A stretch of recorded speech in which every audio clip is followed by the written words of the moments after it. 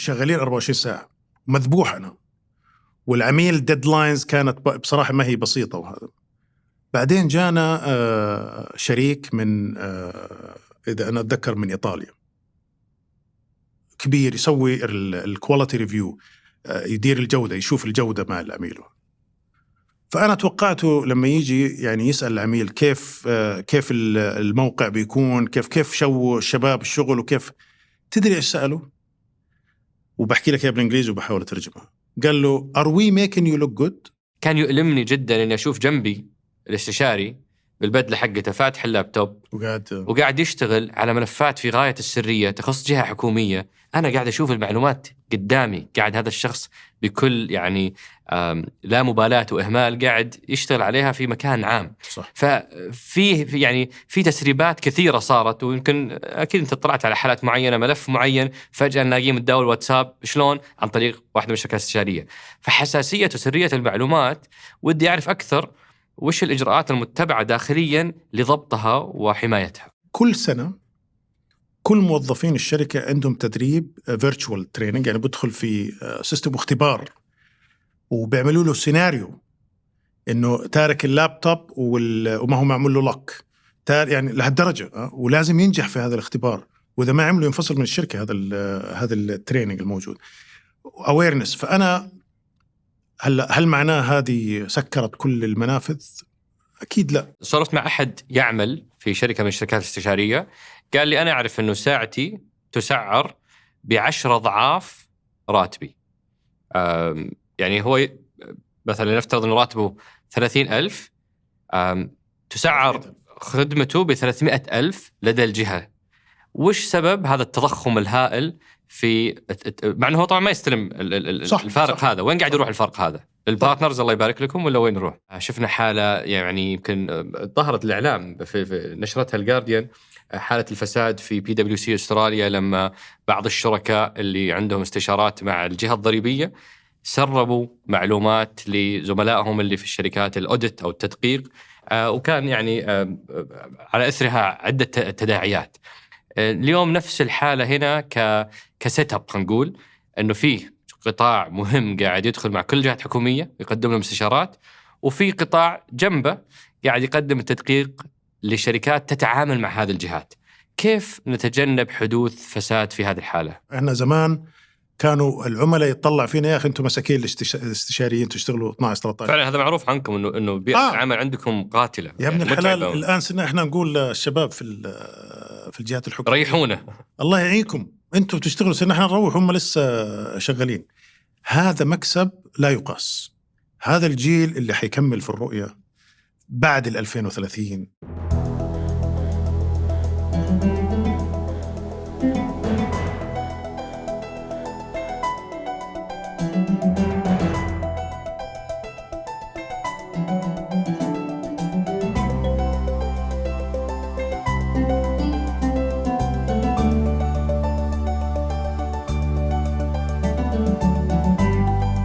هذا سقراط من شركة 8، وأنا عمر الجريسي أستضيف قادة التحول وقادة الأعمال وقادة الرأي.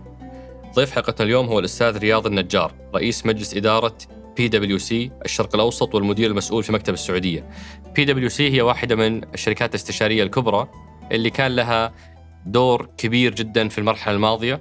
البعض يرى هذا الدور سلبي، والبعض الآخر يرى دور إيجابي، أقصد في دور شركات الاستشارية. ففي هذه الحلقة تعمقنا أكثر في فهم هذه الشركات، وش تاريخها، وش طبيعة عملها، وش كان دورها في مرحلة التحول اللي عشناها في السعودية. كثير من التحفظات على عملها، مثل أنهم مجرد يبيعون سلايدات، وأنهم شركات تأخذ المعلومات من العميل ثم ترجع تقدمها بشكل مرتب، أنها شركات تبيع العميل الكلام اللي يبغى يسمعه حتى لو كان كلام خاطئ. تكلمنا عن كثير من الممارسات الخاطئة اللي تحدث داخل هذه الشركات، واستمعنا لتعليق ضيفنا عليها بشكل عام. تكلمنا بطبيعة الحال عن مستقبل هذا القطاع، هل له مستقبل في ظل الذكاء الاصطناعي اللي صار يستطيع أنه يجمع بيانات ويجمع مقارنات معيارية وغيرها من الأدوار اللي تقوم بهذه الشركات. وختمنا اللقاء كالعادة بأسئلتكم الثمينة، أسئلة مثل ليش ما في تمكين للسعوديين، ليش عدد الشركاء السعوديين قليل في هذه الشركة وفي القطاع بشكل عام؟ وش قصة فرعهم اللي في العلا؟ ليش عندهم فرع في العلا؟ ومجموعة من أسئلتكم الثمينة. هذا اللقاء برعاية شركة صفا للاستثمار.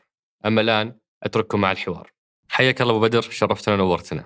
الله يحييك يا رب، شرف لنا حبيبنا، الله يسلمك. أبو بدر، حدثنا عن تاريخ وبداية هذه الصناعة، صناعة الاستشارات. سؤال ممتاز بصراحة.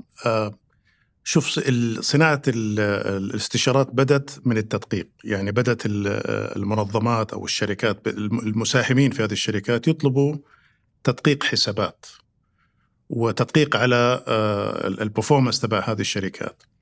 منها طبعا في التدقيق بيطلع areas للإمبروفمنت لهذه الشركات، بيطلع فبعد مناطق فترة للتحسين، مناطق للتحسين للشركة وجابس فبعدها بدأت الشركات اللي بتدقق هذه تحط خدمات كيف أساعدك. أنا عرفت وين الخلل، والآن بعطيك خدمة إنه تحسن هذا الموضوع. وتطورت لدرجة اللي بعض الأحيان صار قسم الاستشارات في هذه الشركات أكبر من قسم التدقيق وأي الأقسام الأخرى، مع أنه هو اللي كان البداية. مع أنه كان البداية. وفي التاريخ إذا بتنظر عدة شركات اللي انفصلت من التدقيق، يعني أخذت الاستشارات وقالت يا عمي إحنا شركة منفصلة، عددنا أرباحنا أكثر وهذا، وانفصلوا.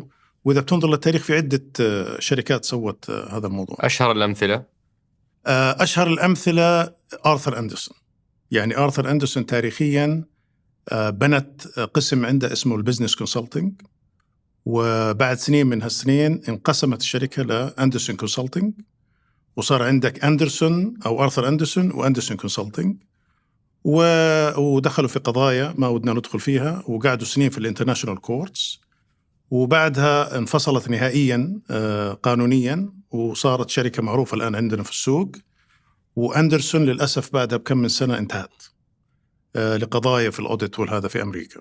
فهي بدأت أنه شركات التدقيق الخارجي اللي تجي تدقق الأداء المالي للشركات بالضبط، صارت تقدم خدمات إضافية لهذه الشركات استشارية بالضبط، أو شركات خدمات استشارية. طيب متى دخل هذا العالم للمنطقة وللسعودية بشكل خاص؟ شوف، دخل قديما من التدقيق بنفس الطريقة.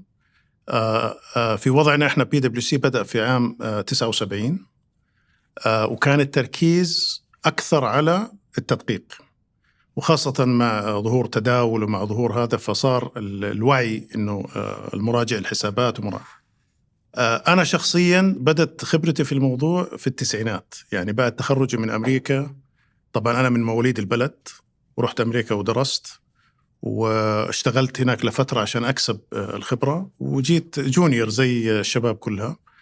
فكان أكثر الشركات اللي تحتاج استشارات كانت الشركات، خلنا أقول المتطورة شوي مقارنة بباقي يعني منها أرامكو، منها البنوك، رفع الخدمات. وكانوا طبعا يجيبوا المستشارين سواء من خبراتهم بالتكنولوجيا، سواء من الخبرات اللي للبنوك اللي في العالم الثاني، كيف احنا نحسن عندنا في الشرق الأوسط.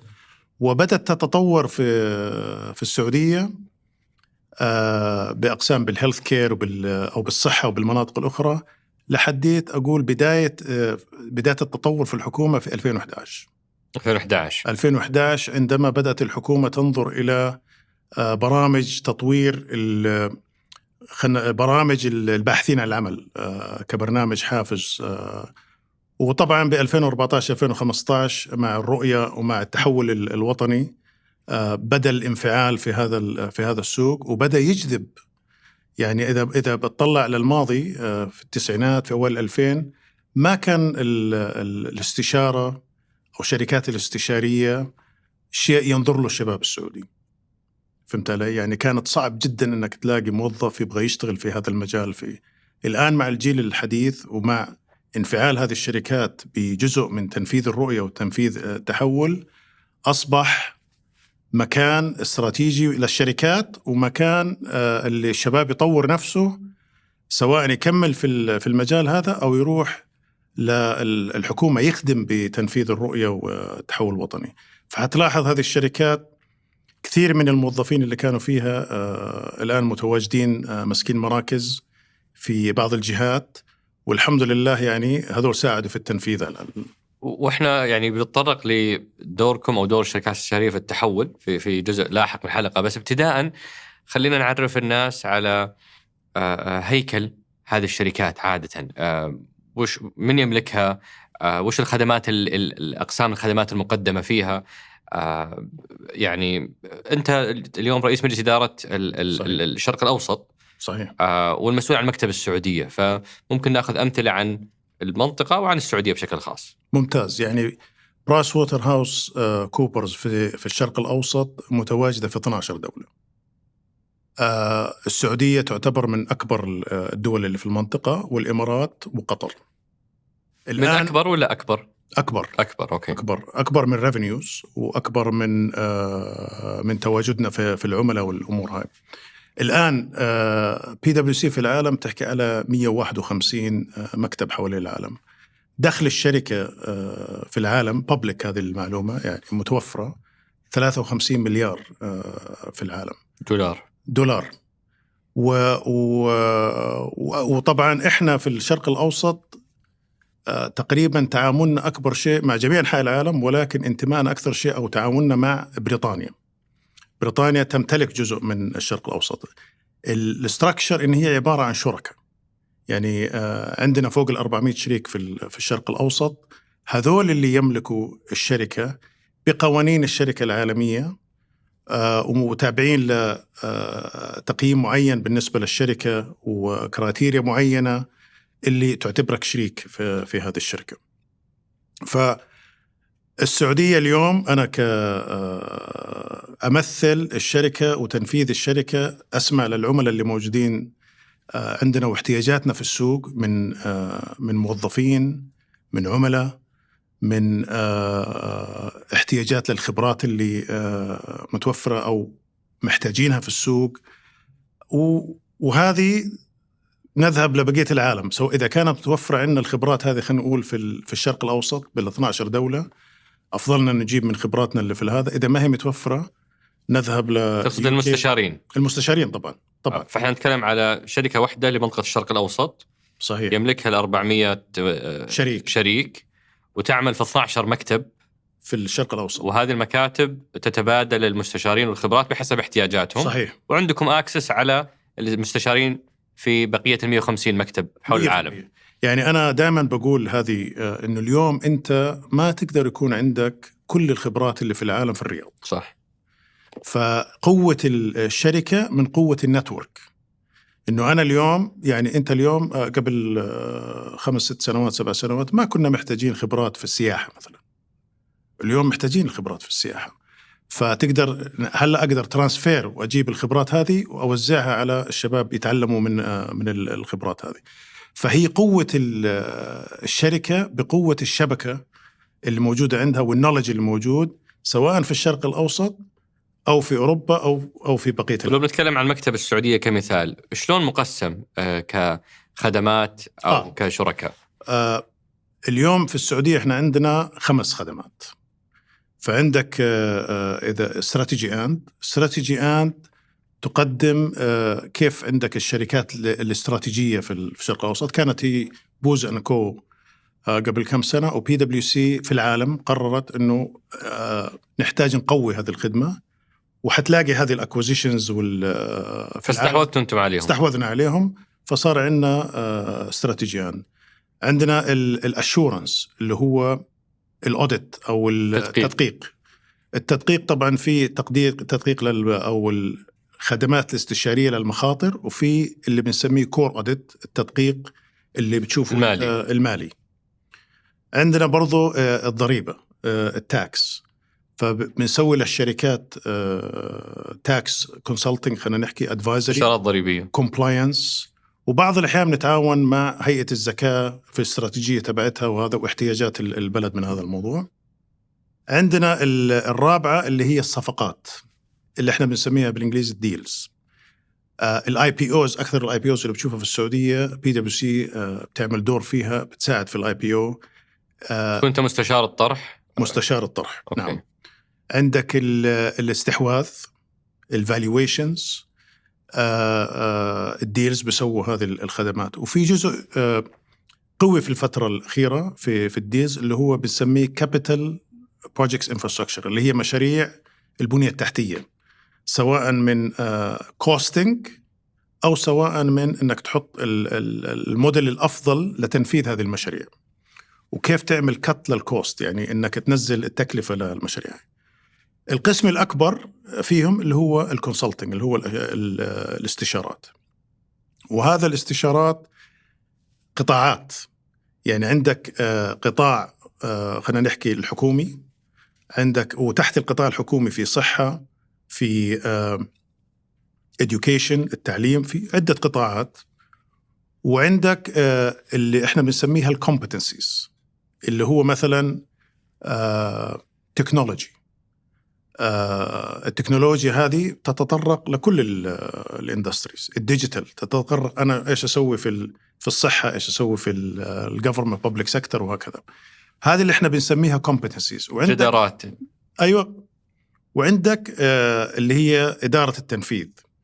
فلما تنظر PwC بصراحة، وأعتقد كثير من الشركات البيج فور عند هذه الكابابيلتي، اللي هو إحنا بنبدأ من الاستراتيجية. لأنه كثير ناس بيقول لك الاستشاريين تعرف بيسوي استراتيجية وبمشي.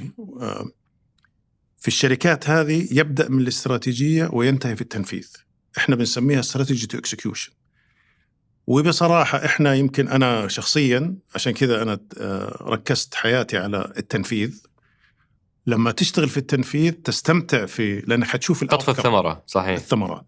لما أكون أنا يعني بس بسوي على ورق، غير تحتاج الاستراتيجية، لأنه بدون استراتيجية ما في شيء تنفذه. فهذا الستركشر تبع الشركة في الشرق الأوسط. وعشان أكمل التصور قبل ما أدخل لعلاقتكم بالرؤية، الشريك اللي يكون موجود ضمن 400 إذا ترك العمل تنتهي شراكته، ما عاد يكون شريك، ما يأخذ جزء من الأرباح، ولا يستمر، ولا تنتهي الشراكة. لو انتقل لشركة أخرى ولا شيء فهو تنتهي علاقته تنتهي في طريقة للإكزيت أو للخروج من الشراكة، بس تنتهي. مش إنه هذه شيرز وأنا ببيعها، ما يورثها عياله وكذا. لا خلاص ما يورث. أوكي. فهي شراكة مهنية طالما هو يمارس المهنة في هذه الشركة. صحيح. يمكن أبو بدر من أكثر ملامح مرحلة الرؤية هي مصطلح شركات استشارية. وفي انقسام حاد جدا في المجتمع على دور هذه الشركات. جزء كبير ما هو بسيط يرى أن دورها سلبي، وعدة ممارسات حنتطرق لها بعد شوي نسمع تعليقك. وجزء يرى أن دورها كان إيجابي جدا وجوهري في بناء أطر العمل واستيراد النماذج الناجحة حول العالم ومحاكاتها محليا. فخلينا نحكي أكثر عن دوركم في مرحلة التحول، خصوصا وانت اليوم أبو بدر شاهد على عمل الجهات الحكومية قبل الرؤية من خلال عملك، وانت اليوم جزء من العمل ما بعد الرؤية. تحديدا انت تعينت يعني مسؤول عن مكتب السعودية بعد 3 أشهر من إطلاق الرؤية، فأنت معاصر يعني بقرب لهذه المرحلة.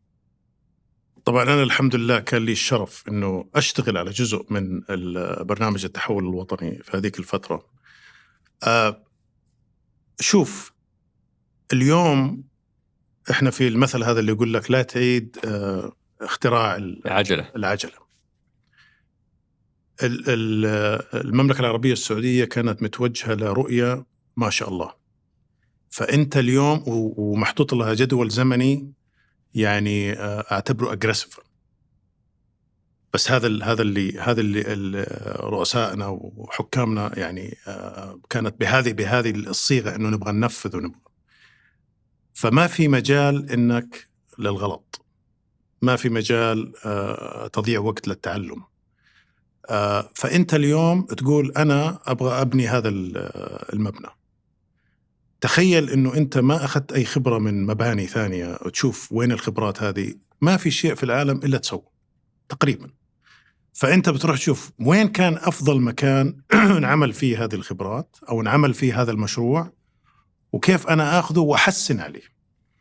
فدور الاستشاريين في الرؤية كان بصراحة حاجتين. أولا أنك تجيب الخبرة، وخبرات ما هي سهلة، يعني ما شاء الله الرؤية فيها توجهات يعني جديدة علينا كنا في المنطقة، وتحتاج خبرات، ومسؤوليننا برضو على فكرة ما هم سهلين. يعني لما يجلس معك يعرف إنه هذا الشخص عنده الخبرات وعنده المسؤوليات، فأنت جبت هذه الخبرات، فهذا هدف أساسي من الشركات الاستشارية. وما بقول إنها بيرفكت يعني إلا يكون في أغلاط هنا وهنا، ولكن الشيء الثاني اللي أنا أعتقد إنه أهم منه إنه نقل المعرفة للشباب والمواطن. فأعطيك مثال بسيط جدا. يعني في بداية حياتي في تنفيذ المشاريع كان في شيء اللي هو اسمه الPMO، مكتب إدارة المشاريع. لو أقول لك مكتب إدارة المشاريع، أول ما بديت أحكي في هذا الموضوع قبل زمان من غير ما أحكي السنة، ما كان حد يعرف شو صح. الآن وبعدين حتى لما جينا للتنفيذ قلنا نبغى نبني القدرات على تدريب الشباب لتنفيذ المشاريع. يعني أنت اليوم إيش بيفيدك إنه أنا أحط استراتيجية مهما كانت جميلة هذه الاستراتيجية إذا ما عندي طريقة إني أديرها ونفذها؟ وفي عالم الاستراتيجية على ما يبدو الأغلب لا يحول استراتيجيته إلى واقع. يعين عليك. يعني هذا اللي خلاني عرف عالمي إنه الاستراتيجيات تبنى ثم تبقى في الدرج، فالتحدي هو دائما في الإكسكيوشن أو في التنفيذ. 100%. أنا هذا اللي خلاني أركز على التنفيذ، لأنه كنت وأنا يعني في بداية الكارير في الاستشارات أشوف من عملائنا دوكيمنتس، وثائق جميلة جدا كاستراتيجية ودافعين عليها مبالغ ومحطوطة على الدرج. فأنت زي اللي يقول أنا بخطط إنه أبني وأسوي وأعمل وهذا، وحاط الخطة بس ما سوى فيها شيء. وعشان كذا ركزت على التنفيذ. اليوم أقدر أقول لك إنه السعودية في مجال إدارة المشاريع يمكن من أفضل الدول في المنطقة وفي العالم. صار عندك أعداد الناس، لغة التحدث، الخبرات اللي بتحكي في إدارة المشاريع ما هي نظري. فهذا مثال بسيط على كيف إنه الاستشاريين قدروا ينقلوا بعض المعرفة وحطوا هذا الديسيبلين، خلينا نحكي، في إدارة المشاريع. عملية المتابعة. الشيء الثاني التدريب على القيادة. يعني فأنا شخصيا وما بقول زي ما قلت لك إنه ما هي بيرفكت، بس الإيجابيات من استخدام الخبرات سهلت علينا، وفرت على الدولة وقت يمكن الناس ما بيحسوا فيها. هذا إنه توفير الوقت أفضل وأرخص وأحسن تقدما من إنك تقعد سنين وما تنفذ شيء. فأنا شايفه إيجابي ومكمل، لأنه اليوم أنت كمان عشان نكون ما في كل الكاباسيتي الموجودة متوفرة عشان تنفذ كل هذه المشاريع، لازم تستعين. ففي العالم بصراحة الأيام هذه في تحدي إنك تجلب هذه الخبرات. فإنه إحنا الآن قادرين في السعودية نجلب الخبرات اللي نطلبها وننقلها عندنا هنا. على فكرة هذه من يعني شهادة شهدها للسعودية، لأنه في دول ثانية يعني بنحاربوا على نفس الشيء. إحنا PwC هنا بطالب بهذه الخبرات، في مكاتب ثانية في العالم بطالب بنفس الخبرات. فإنه إحنا نقدر نسحبهم، لأنه الفيجن، الرؤية وصلت للعالم، فصار الكل يبغى يتحمس يكون جزء من هذا الفضول هو أنك تبي تعرف أكثر، وما في سؤال مو بمكانه.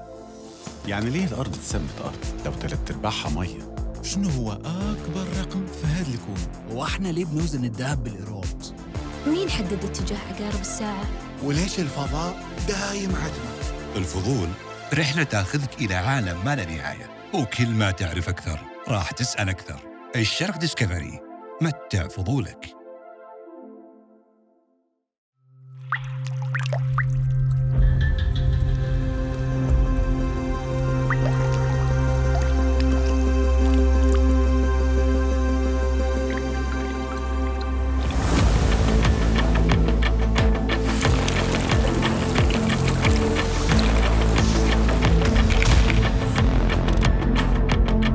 الرسائل لا يمكن تجاهلها.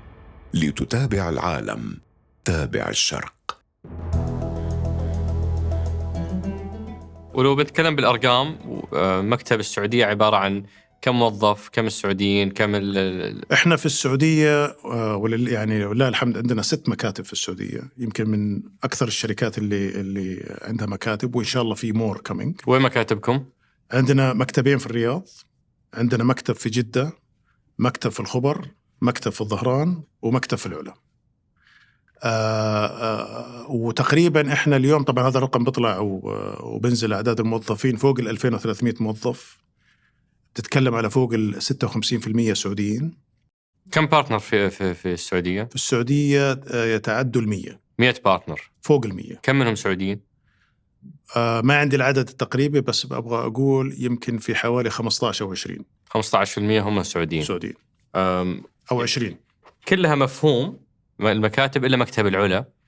يعني غريب إنه فاتحين مكتب في العلا، وش السر؟ ولا ماخذين عقد حلو معاهم؟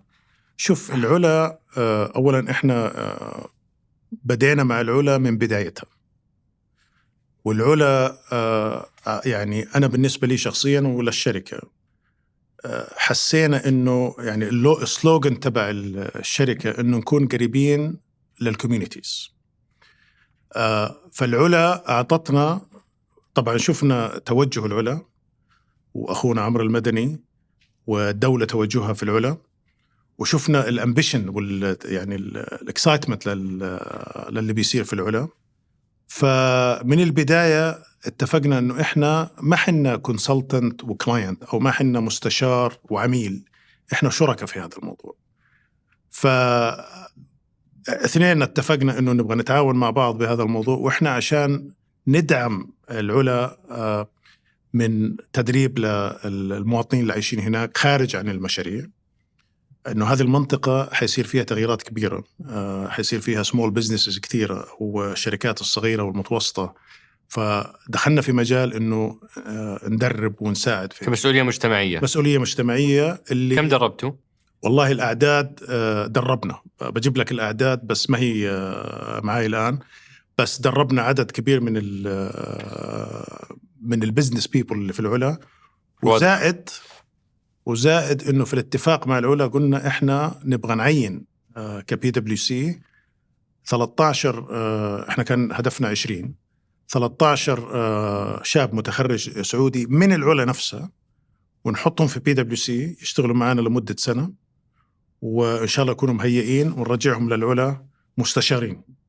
فالبارتنرشيب هذه، فأنت لما يكون في مشروع بهذا القبيل شرف إنه نفتح مكتب ونكون قريبين على عملائنا في هذا الموضوع، وإن شاء الله يا رب في المشاريع الثانية نسوي شغلات قريبة منها. في مكاتب جاية، فروع زيادة إن شاء الله. أنتوا نقلتوا مقركم الإقليمي الرياض صح؟ المقر الإقليمي في الرياض. وين كان ومتى نقلتوا؟ شوف إحنا أخذنا اللايسنس في شهر 5 السنة هذه وأخذنا مكتب. الآن إحنا من جهة المكاتب قاعدين نسوي مكتب رئيسي، يعني ما هو الRHQ يمكن إحنا يصير عندنا مكتب للموظفيننا، وتقريبا بإذن الله حيكون في الجهة قريبة من الحي الدبلوماسي. أوكي. والRHQ نفسه حنحطه في KFD بإذن الله، المركز المالي. بس هذا المكتب اللي بيكون في اللي أسميه المكتب إحنا بنسميه فلاجشيب أوفيس، حيكون من أكبر المكاتب في الشرق الأوسط، أكبر مكتب أكشولي في الشرق الأوسط، وحيكون فيه خدمات يعني جديدة علينا. Experience Center، مركز اللي شو بنسميه إحنا في الإكسبيرينس، تجربة الانوفيشن، حيكون الابتكارات، نجيب عملاء، نعمل ورش عمل. حيكون في يعني الآن هو موجود في أماكن ثانية في العالم، وبنروح له بناخذ بعض العملاء، نبغى يكون في الرياض. يعني وحيكلفنا فلوس بصراحة ما هي بسيطة. فلوسكم واجد، ما عليك خوف ما شاء الله. بس لا عن جد يعني نبغى هذا المكتب يكون من أفضل المكاتب في المنطقة. وفي وبدر لما قلت مقر إقليمي، ترى كثير من الناس سمعوا الخبر بداية 2024 صحيح. حتكون في معاملة معينة للشركات اللي مقرها الإقليمي ليس في الرياض. فلو تعرفنا أكثر وش يعني مقر إقليمي ومع مين تتعاملون؟ هل مع الهيئة الملكية ولا مع وزارة الاستثمار ولا وش طبيعة الإجراء طبعا هذا؟ المتبنية للريجنال هيدكوارتر هي وزارة الاستثمار، وأعتقد بالتعاون مع الرويال كوميشن الهيئة الملكية للرياض. أكثر التعامل مع وزارة الاستثمار. وش يعني مقر إقليمي؟ مقر إقليمي، أنت الآن لما تكون شركة في متواجدة في عدة دول، صناع القرار وين قاعدين؟ هل صناع القرار قاعدين في لندن، قاعدين في أي مكان في العالم؟ الدولة قالت نبغى صناع القرار الريجنال هيدكوارتر، الإدارة السي ليفل خلينا نسميهم العليا تكون متواجدة في الرياض، وحطوا لها قوانين وستيجز لهذا الموضوع. وطبعا أنا شايفها شيء إيجابي جدا للبلد، لأنه كل ما كانوا صناع القرار قاعدين قريبين على الماركت. هلا احنا لاحظنا، انا قاعد في الرياض. انت نقلت الرياض؟ انا مولود في الرياض. مولود الرياض. مولود وكل حياتي مستقر هنا. مستقر هنا يعني طيارة يوم الأربعاء حقت دبي ما لك علاقة؟ لا ما في منه ما في منه هذه لا، انا من مواليد الرياض، وما دامك ذكرت الموضوع هذا، يعني الرياض لها مكانة كبيرة في قلبي أنا. يعني أنا الرياض لما انولدت في الرياض كان عدد سكان الرياض 290,000. تخيل هذا الموضوع كيف؟ متى انولدت؟ ما شاء الله. ولا بلاش ندخل في السياسة. لا يعني خلنا نقول في أواخر الستينات. ما شاء الله. كان عدد سكان الرياض 290,000. أنت لما واو. تشوف الرياض اليوم ما شاء الله بهالحجم اللي هي فيه، كلنا فخورين بهذا الموضوع ولسه.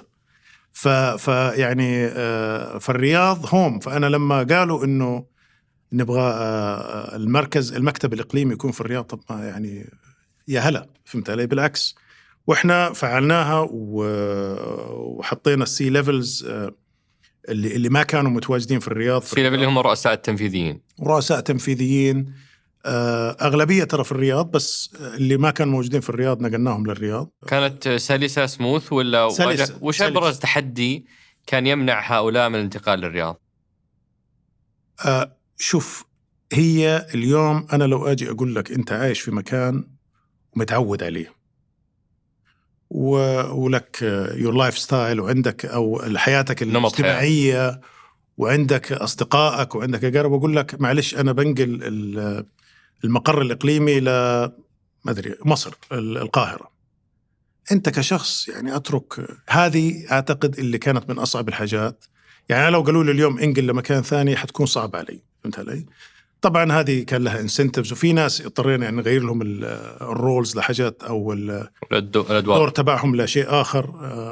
فأعتقد هذه كانت أصعب شيء. ما هي هلأ في شيء ثاني أعتقد إنه والدولة شغالين عليها، إنه ناس بيخافوا على المدارس مثلا. يعني اليوم حاط ابنه في مدرسة في خاصة المرحلة المتوسطة والثانوي، ويبغى ينقلوا من مكان لآخر، وتوفر المدارس الممتازة هذا مهم لهم.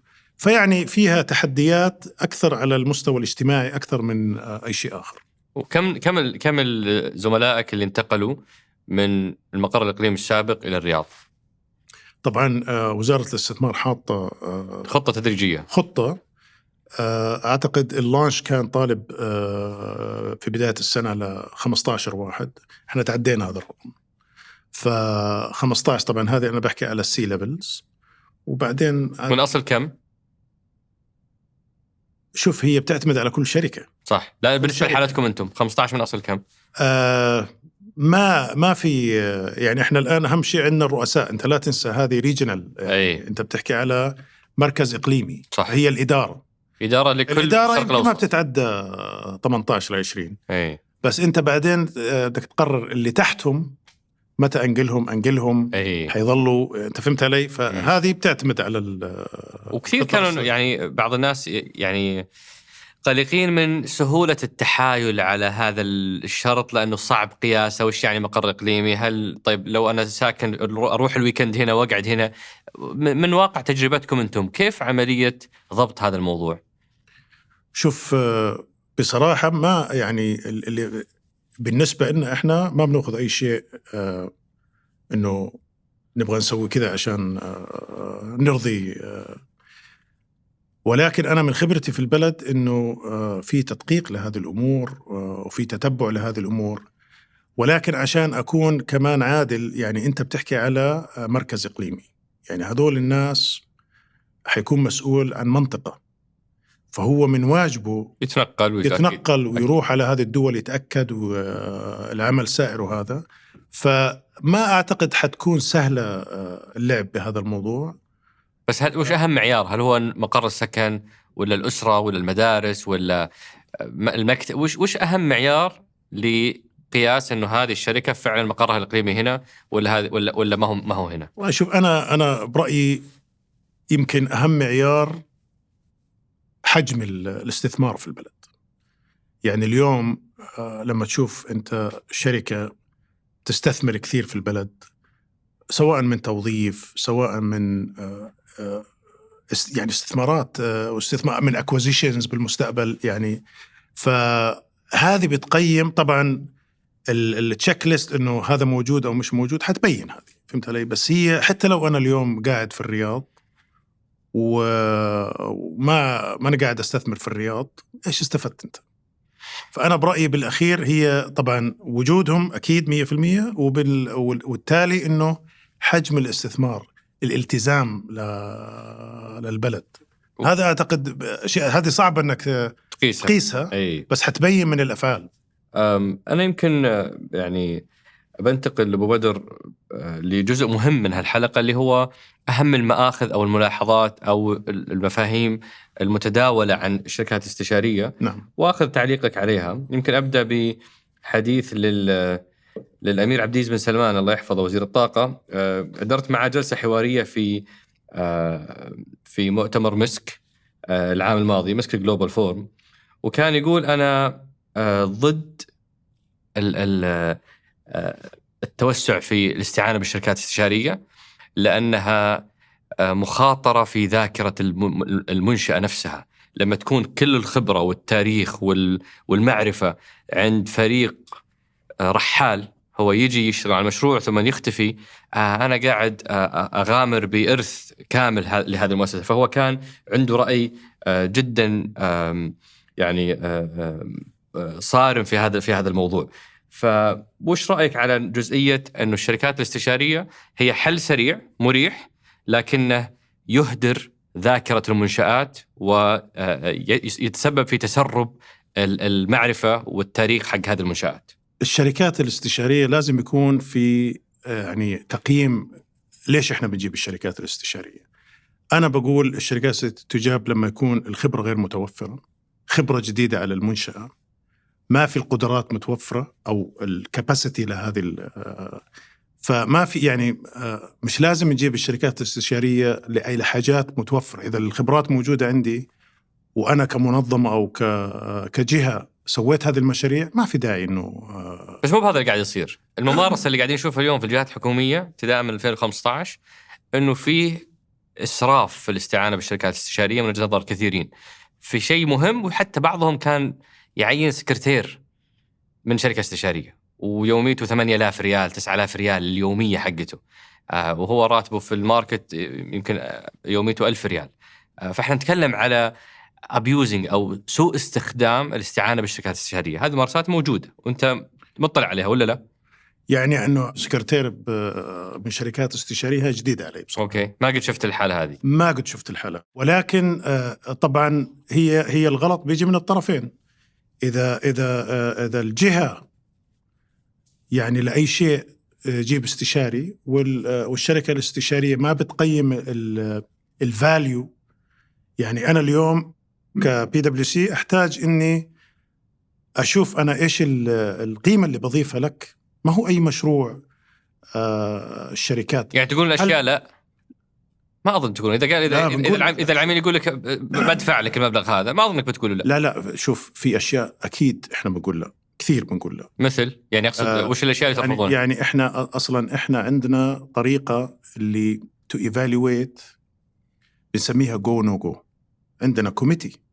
هذا الكوميتي إذا هذا المشروع ما له قيمة للعميل، يعني سمعتنا أهم من هل معناه كل الشركات بتعمل هذا؟ الله أعلم.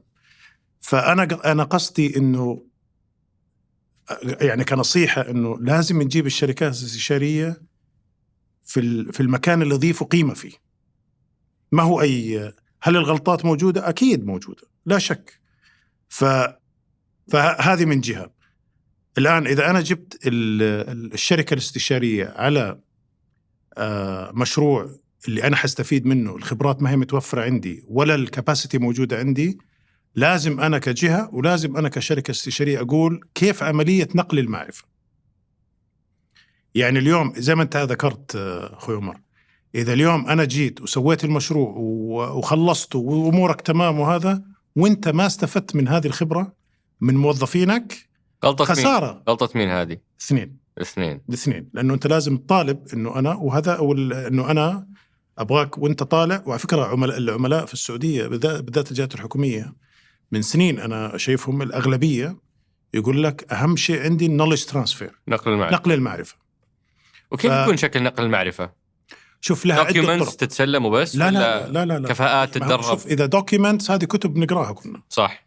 الطريقة إنه إنك تحط shadowing، تحط ناس اللي يشتغلوا مع الاستشاريين، بدها استثمار أولها، فهمت علي؟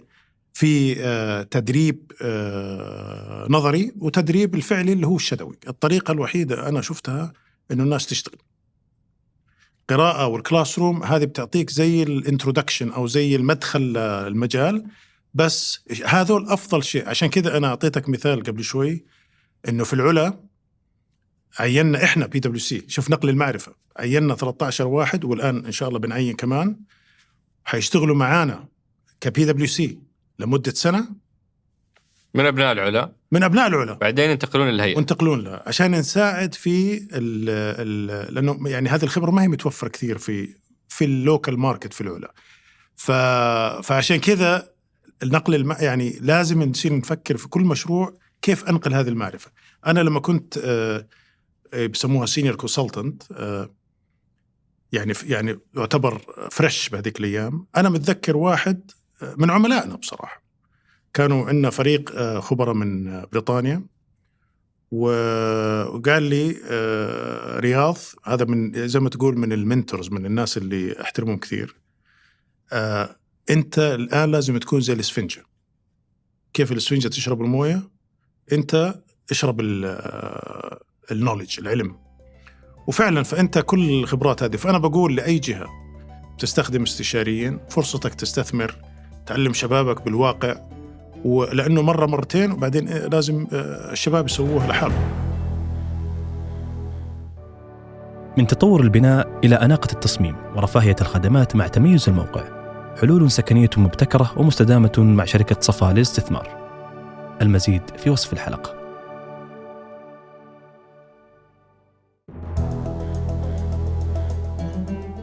وفي برضو ممارسة ثانية مرتبطة بالجهات الحكومية أو بعض الجهات، إنها تبغى الختم.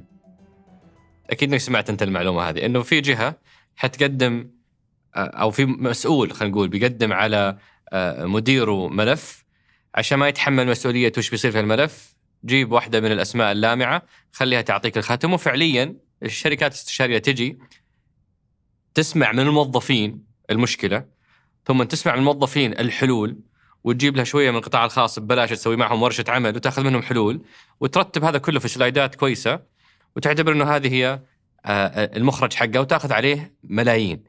فوين القيمة المضافة في هذا النوع من المشاريع؟ شوف طبعا احنا ما نقدر نعمم هنا على هذا الموضوع. اليوم انت لو تروح لدكتور، هل الدكتور حيقول لك انت مش انت لازم يسألك الدكتور؟ هذا جزء من التشخيص. فاليوم الدكتور حيقول لك ايش شعورك هنا، كم درجة الحرارة، كم كذا، نمت كويس ما نمت كويس. جزء من يمكن هذا في سوء فهم. جزء من الحلول انه انا افهم وين المشكلة. فجزء من الفريم ورك، اطار العمل الشركات الاستشارية، اول خطوة يجي يقول لك فيها ابغى اسوي تحليل للوضع الحالي. التحليل للوضع الحالي يتطلب الجلوس معك، يفهم ايش القصص، ايش المشاكل اللي تواجهها، ايش الآن جزء من هذا العمل يرجع للبست براكتس، وإنه في هذه للخبراء كمان بعض الأحيان، ويطلع بالحل المفترض. فأنا طبعا للأسف لما ما نكون فاهمين طرق العمل والفريموركس هذه، النظرة حتكون إنه هذول بيجي بأخذ اللي أنا بقوله وبرجع بكتب لي إياه وبيعطيني إياه. طبعا أنا هذه سمعها من 30-40 سنة، مش بس في عندنا، برا في هذا. بس هذه بصراحة لعدم الفهم من يعني اليوم الدكتور نفسه شغال على طريقة عمل معينة بناء على خبرته، حيقول بناء على التحاليل هذه أنا عندي هذه الأدوية أو هذه الخطوات اللي لازم تعملها. فالشركات هذه العالمية، أنا بس عشان أكون صريح مع يعني أكون واقع، الشركات العالمية اسمها هذا والبراند مهم جدا بالنسبة لها. فمستحيل يجي إذا هي شركة عالمية ويختم على شيء ما هو مقتنع فيه أو شيء ما هو عمل عليه الدراسة الصحيحة، اللي لأنه سمعته هو أنت عارف يعني الآن العالم تبعنا وحتى إحنا في PwC بنعيد هذا الكلام مبني على الثقة. اليوم إحنا كلمة التدقيق والختم تبع PwC بناء على الترست. فلما أنا أجي اليوم كمدقق حسابات وأجي أقول إنه هذه ختم PwC إنه هذه الحسابات كذا وكذا كذا، مسؤولية كبيرة هذه. هل في أخطاء في العالم؟ أنا متأكد هذه الأخطاء ما في أحد كامل، بس أنا بقول لك إياها من خبرتي ومن اللي شفته، إنه ما في أحد بيجلس وبأخذ الكلام وبكتبه على ورق وبأخذ عليه ملايين.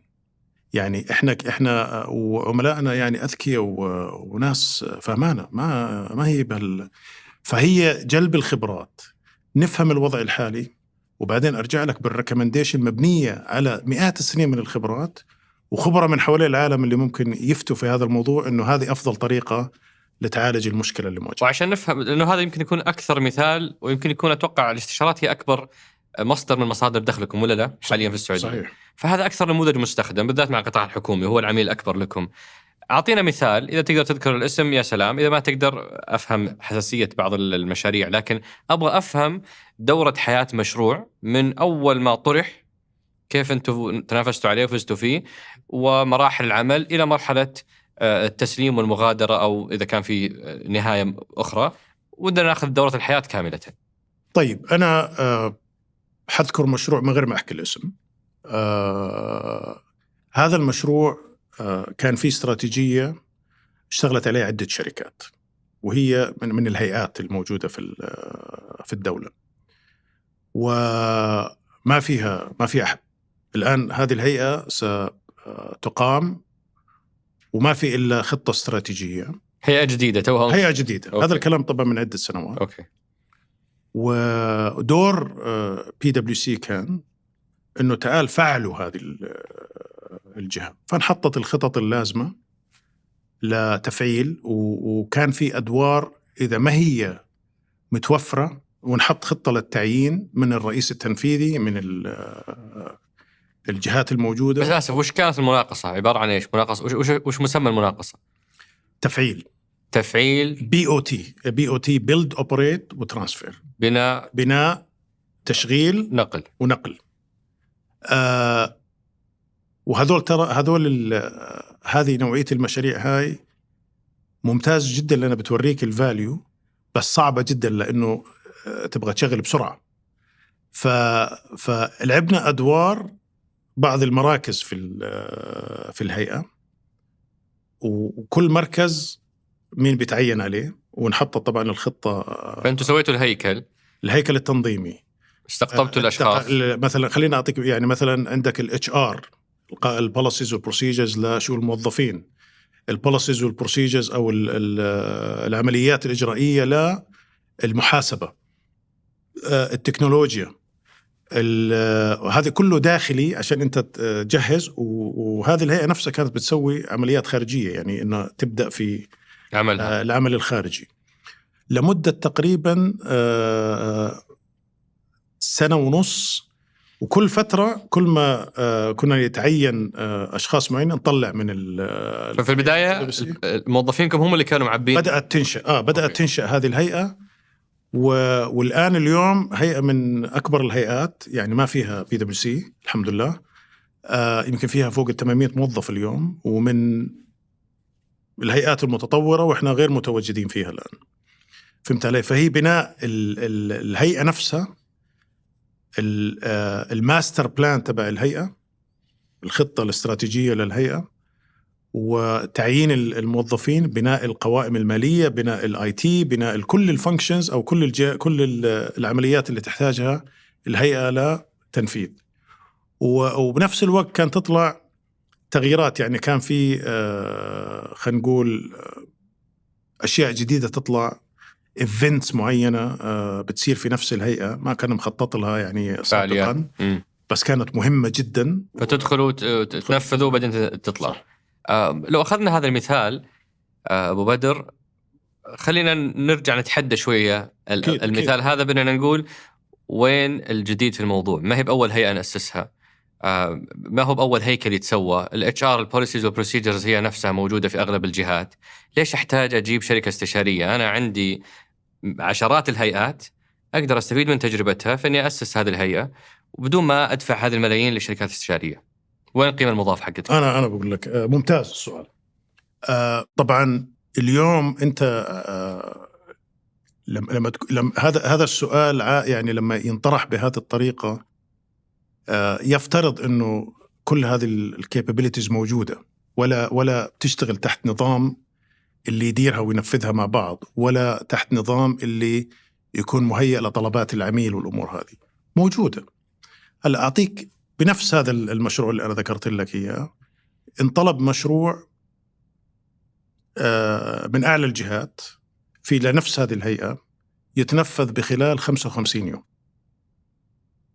55 يوم، وما في مجال إنك يعني الحدث هذا عالمي، كان ما هو حدث إنك تغير التاريخ ولا تتأخر بيوم ولا يومين. هل لو أنت في القرار في المنصب هذا حتأخذ يعني ريسك أو مخاطر إنه أنفذ ولا ما أنفذ؟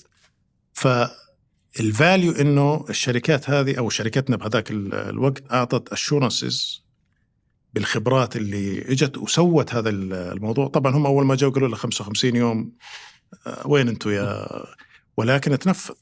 فالقيمة المضافة هنا كانت الوقت، الخبرات اللي بتيجي. يعني اليوم جبنا يعني للفاينانس المحاسبة، أنت بتقول هذه موجودة صحيح، ولكن للهيئات والقوانين والريجوليشنز كانت تتغير في نفس الوقت. فإحنا جبنا الناس اللي فاهمة المالية، ووزارة المالية كيف بتشتغل. فأنت اليوم الشركة هذه بدك تنظر لها إنه عندك جميع، أو بديش أقول عندك خبرات كثيرة اللي أقدر أستخدمها. إذا أنا اليوم هيئة جديدة، إذا متوفرين الموظفين، متوفرين يسووا كل هذا الشغل، لا أجيب شركات استشارية.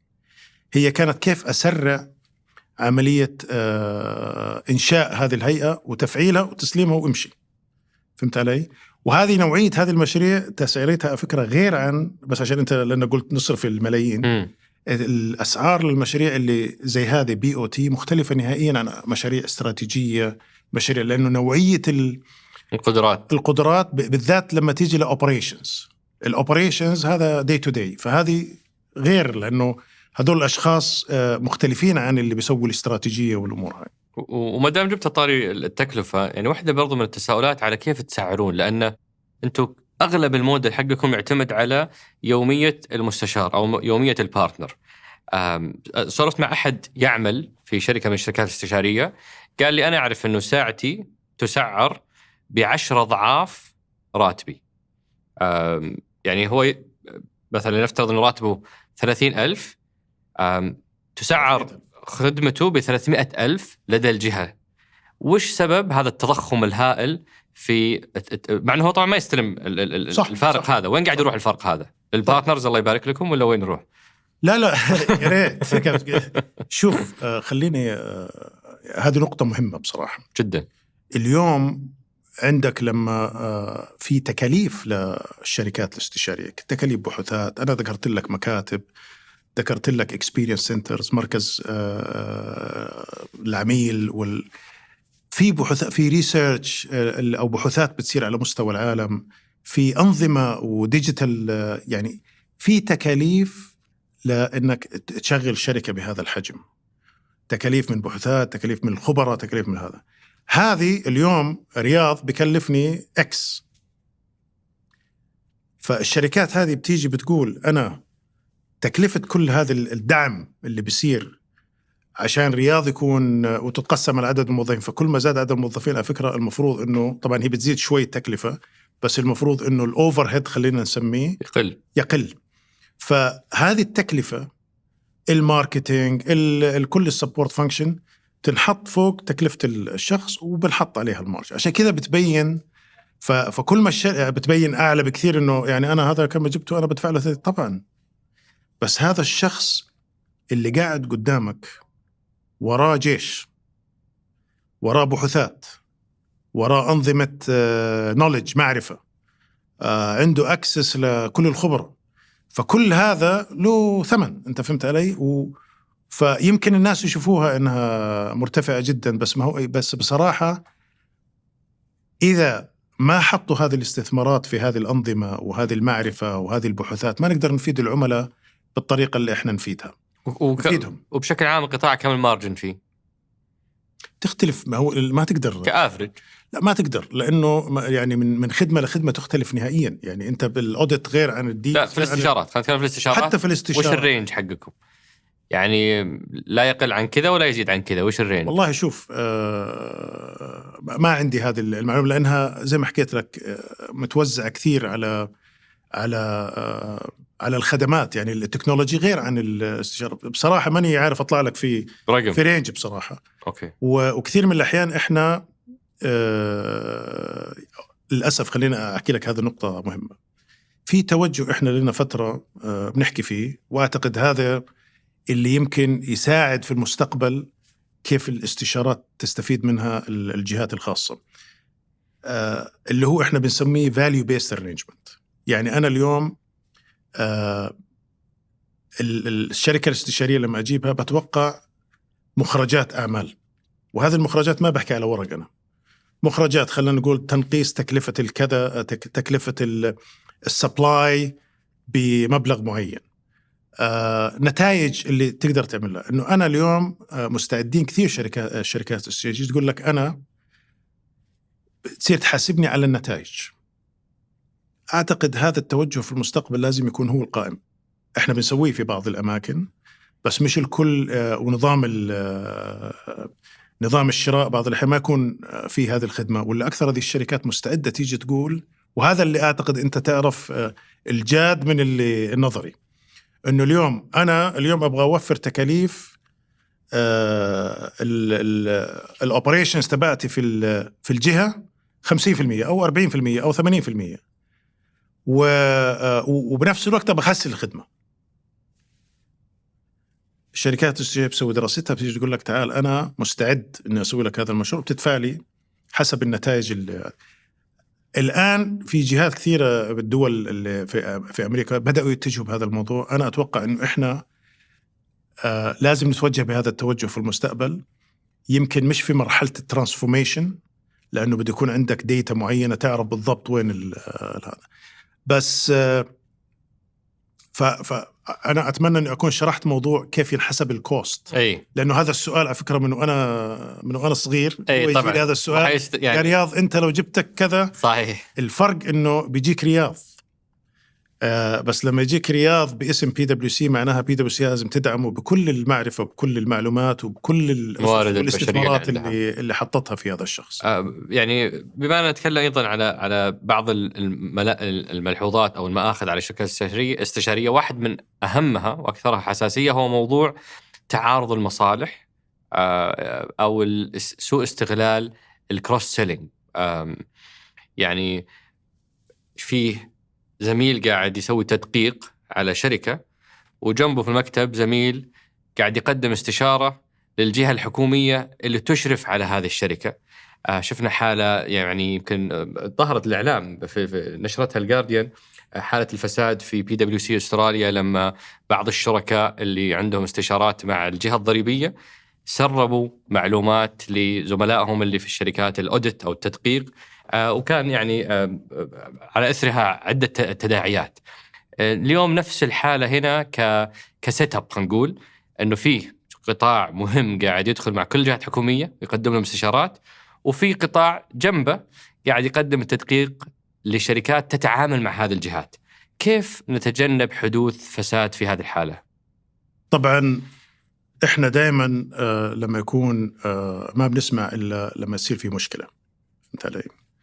ولكن ما بنفهم انه هذا الموضوع قائم بكل اماكن العالم، اللي هو الشركه زي PwC والشركات البيج فور انها بتشتغل بهذا ولها معايير قاسيه جدا اللي احنا بنسميها اندبندنس وكومبلاينس. فبس على موضوع استراليا، هذا الموضوع الشركة أخذته بكل الجدية، ومع أنه التأثير على فكرة اللي سمعناه إحنا من أستراليا، الإعلام الغربي بشكل عام أنت بتعرف تضخيم للأمور، وهذا مش أنه إحنا نستهتر بهذا الموضوع. إحنا عندنا في الشرق الأوسط طبعا القناة الأولى والقناة الثانية إحنا بنسميها Channel 1 و Channel 2 اللي هي Audit وAdvisory، استشارات وتدقيق. هذه سمعتنا، يعني قوانين الشركة والاختبارات والتدريبات والكومبلاينس اللي بيصير على هذا الموضوع ما هو بس بيد الشرق الأوسط ولا يد رياض ولا في عالميا، لأنه هذا اسم الشركة. فكل شيء تتخيله اليوم. أعطي أمثلة، كيف فاصلين بينهم؟ كيف تضمنون عدم تسرب المعلومات من هنا وهنا؟ شوف، إحنا أول شيء الأوديت أكثر ناس ولله الحمد مركزين على الشانل. إحنا ما بنشتغل بنفس القناة الأولى، خلينا نسميها اللي هي Channel 1 اللي هو الكور، يعني نفس المبنى. أنتم نفس المبنى، بس أنا قصدي الاستشارات اليوم ما بتشتغل في أي عميل قناة أولى، وهذا قانون البلد على فكرة. في السعودية نظام البلد في السعودية ولله الحمد من أحسن الأنظمة. في بعض الدول تسمح إنك حتى لو أنت بتسوي الأوديت أو التدقيق ممكن تسوي بعض الخدمات الاستشارية. إحنا هنا يا أبيض يا أسود. فأنا شركة 8 إذا موقع مع PwC تدقيق مالي ما بشتغل معك، مستحيل أخذ أي عقد مع الأدفايزري أو الاستشارات. بالضبط، مستحيل. يعني خاصة إذا أنت public entity، إذا شركة عامة. لا، طيب إذا شركة خاصة مسموح ولا غير مسموح؟ وإحنا قانون الشركة غير مسموح. هلا بحكي أنا من نظام البلد. لأن نظام البلد بيعتمد إذا الشركة عامة ولا مش عامة. بس أنتوا داخليا هذه بوليسي صارمة. ما فيها يا بنسوي تدقيق يا بنسوي استشارات، ما بنسوي. طب هذه جيدة فيما يخص القطاع الخاص، لكن حكومة كمشرع والشركات المتأثرة بهذه التشريعات. طيب اليوم إحنا بندقق أرامكو، ما بنسوي أي شغل في أرامكو استشارات. وشوف حجم أنت أرامكو وحجم الاستشارات اللي تحتاجه أرامكو. ما بنخلط بين الأمور، سواء حتى لو الجهات الحكومية. الشيء الوحيد اللي بنسويه في الجهات الحكومية تحت اللي احنا بنسميه Channel 1، ولكن هو بصراحة يعني أدفايزري أو استشارات ضريبية. لا، الضريبية أو المخاطر، إدارة المخاطر، فهمت؟ لأنه هاي ما هي تدقيق. فالاستشارات الضريبية ما بنشتغل مع هيئة الزكاة لما تكون على قوانين أو policies من هذا النوع. أنت يا هنا يا هنا، ما بتقدر تشتغل في الطرفين، فهمت علي؟ ولكن إذا الهيئة أصدرت قوانين، وهذا بيساعد الشركات في كيف تعمل الريبورتينج والأمور تخص الموضوع هذا. على العموم صارت حالات معينة تعاملتوا معها بحزم في PwC مينا أو السعودية، إنه في سوء استغلال لمعلومات أو إفشاء سرية؟ لا، ما في هذا الموضوع، ما صارت أي حالة. لا، لأنه صراحة أنا مثلا أقيس على نفسي، ألاحظ كذا مرة بالذات في فترة 2016-2015 لما كان في كثافة استشاريين يجون من دبي الأحد الصباح يرجعون الأربعاء، كان يؤلمني جدا أني أشوف جنبي الاستشاري بالبدلة حقته فاتح اللابتوب وقاعد يشتغل على ملفات في غاية السرية تخص جهة حكومية. أنا قاعد أشوف المعلومات قدامي، قاعد هذا الشخص بكل يعني لا مبالاة وإهمال قاعد يشتغل عليها في مكان عام. صح. ففي يعني في تسريبات كثيرة صارت، ويمكن أكيد أنت طلعت على حالات معينة، ملف معين فجأة نلاقيه متداول واتساب، شلون؟ عن طريق واحدة من الشركات الاستشارية. فحساسية وسرية المعلومات ودي أعرف أكثر وش الإجراءات المتبعة داخليا لضبطها وحمايتها؟ أولا إحنا PwC عندنا ستريكت صارمة. يعني عن جد صارمة لدرجة بعض الأحيان أنا شخصيا بتعب منها. يعني اليوم لو أنا معاي جهازي ل PwC وأبغى أعطيك دوكيمنت ما أقدر. شلون؟ ما أقدر، كله سكيورد وانكريبتد والأمور هاي. هذه من جهة. فالتكنولوجيا عندنا اليوم أي إيميل، حتى الإيميلات اللي بتصدر من الموظفين لوين بتروح الإيميلات، إذا هي خارج عن النطاق، فهمت علي؟ إيش نوع المعلومات؟ إذا في أي بعض الأحيان أعطيك مثال إيش بصير. بكون عميل بجهة حكومية طالب من الموظف ارسل لي الإيميل هذا على الجيميل، بيجي عندنا فلاج في السيستم. والشاب لازم ليش أنت وين رايح؟ فهمت علي؟ فهذه نوع من أنواع الكنترول صارمة على السايبر والهذا، لأنه إحنا زي ما حكيت لك جزء الثقة بصراحة. إذا أنت حطيت الثقة إنه أنا العملاء تعوني لازم يثق فيه، لازم أسوي كل شيء اللي يثق فيه، فأنت هسي تدخل في كل البيبل بيهيفير أو طريقة تعامل الموظفين، المعلومات، سرية المعلومات. هذه واحدة. ثانيا، كل سنة كل موظفين الشركة عندهم تدريب فيرتشوال تريننج، يعني بدخل في سيستم اختبار وبيعملوا له سيناريو إنه تارك اللابتوب وما هو معمول له لوك، يعني لهالدرجة. ولازم ينجح في هذا الاختبار، وإذا ما عمله ينفصل من الشركة. هذا التريننج الموجود awareness. فأنا هل معناه هذه سكرت كل المنافذ؟ أكيد لا، بس المعلومات اللي خاصة اللي لها علاقة طبعا من عميل لعميل تفرق. يعني سرية المعلومات لجهة حكومية لجهة public بتختلف من جهة لجهة، ولكن في قانون صارم على هذا الموضوع في PwC. وأنا أتوقع كل الشركات بصراحة، أكثر الشركات العالمية، وبالذات أنا خليني أردد على البيج فور، لأن هذول اللي أقدر أحكي، لأنه تقريبا نفس البوليسيز حتلاقيهم يعني عندهم قانون صارم على سرية المعلومات، التكنولوجيا واستخدام التكنولوجيا، إيش المعلومات اللي تستخدم. أنا أعتقد كمان من مجتمعنا إحنا للأسف اليوم كثير بنستخدم الواتساب. صحيح. فهمت علي؟ فهي من الطرفين، يعني لازم نصير ننتبه على إيش المعلومات اللي لما تطلب على الواتساب ترسل. وما دامك تطريت موضوع البيج فور، أحس جميل لو رسمت لنا خارطة الشركات الاستشارية وتصنيفها، لأنه الظاهر فيه البيج 3 هذول هم تير 1 أو التصنيف الأول، بعدين في البيج 4 هذول التصنيف الثاني. شوف ما في بيج 3 وبيج 4 اللي هم ماكنزي وبي سي جي، هذول هم عادة استراتيجي ما يدخلوا في الاكسكيوشن. خليني وهذول مرحلة قبلكم عادة. لما أنا أحكي بيج 4 هذول الشركات اللي فيها تدقيق، هذول أكبر 4 شركات في العالم اللي هم نذكر فيهم ديلويت EY KPMG وPwC. حلو. هلا هذه الشركات أو خلينا أحكي لأن أنا بعرف عن PwC. PwC عندها استراتيجي لإكسكيوشن. فأنتوا تجوا في المرحلة اللي بعد لا بي سي جي وماكنزي ولا لا. أوكي. لا تنسى إحنا عندنا خدمة strategy and is the Booz & Co which is McKinsey BCG. أوكي. هلا BCG وماكنزي وكلها شركات عالمية historically معروف عنهم تطوير الاستراتيجيات، ولكن مؤخرا احنا بنشوفهم في الاكسكيوشن. فكلها شركات عالمية. نوعية الشركة مختلف، لأنه مثلا زي ماكنزي وزي بي سي جي ما عنده تاكس سيرفيسز، ما عنده الأوديت والتدقيق، ما هو مصرح له في هذا الموضوع. هذا الفرق. وطبعا لما تيجي أنت الآن لاستراتيجي فيرمز أو الشركات الاستراتيجية اللي بتطور الاستراتيجي، في تير 1 وفي تير 2. فهمت علي؟ هذول مختلفين عن البيج 4. البيج 4 هو زمان على وقتي كان في بيج 8 للأوديت. كان 4 شركات عالمية اللي تسوي الأوديت في العالم، وعمالهم يصغروا لبيج 6 وبيج 4. الله يستر. أيوة. إن شاء الله ضمن على في السعودية صايرين بيج 3 هم تقريبا، صح؟ في واحدة مستبعدة كانت عن سوق المال. أوكي.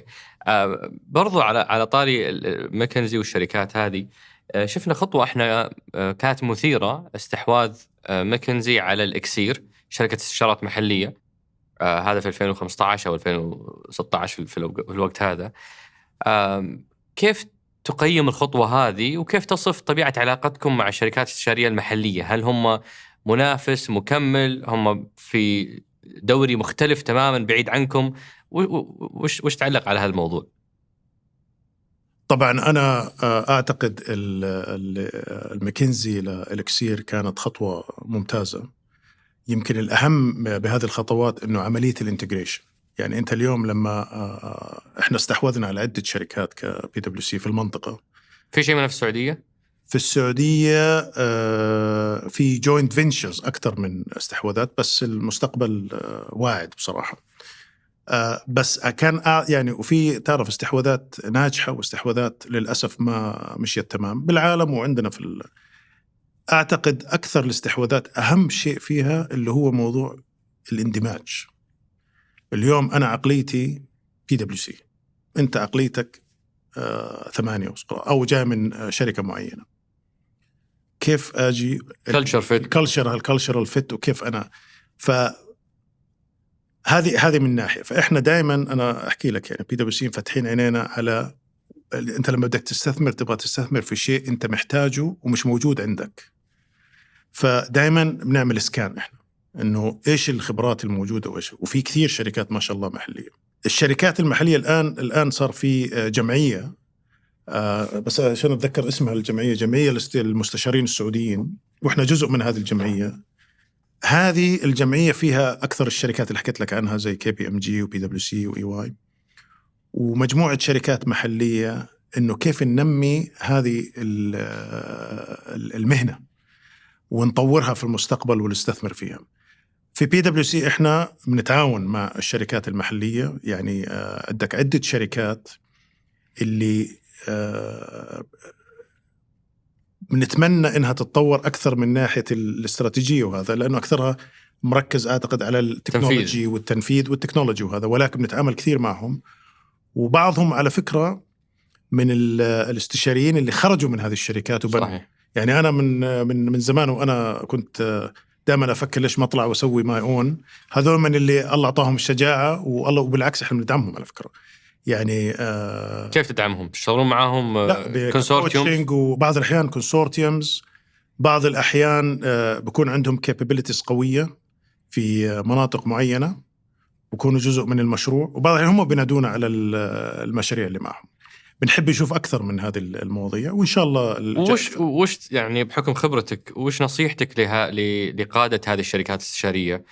وش المفترض يركزون عليه في ظل أنه تقريبا 80 أو 90% من الماركت هو رايح للست أسماء اللي ذكرناهم قبل شوية، فالحصة حقتهم ضئيلة جدا، وهذا المشهد قد لا يكون مستمر. وش أهم الممارسات اللي افترض يفكرون فيها حتى يزيدوا حصتهم؟ وش نقاط القوة اللي افترض يبنونها؟ وش نقاط الضعف المفروض يتلافونها؟ وش توجيهك لهم؟ شوف، أنا أول شيء أنا بقول عن الشركات الستة اللي أنا ذكرتهم، بالذات الشركات البيج فور. أنا بنظري عندنا إحنا في المجتمع هنا ما ننظر لهم إنه هذول شركات خارجية.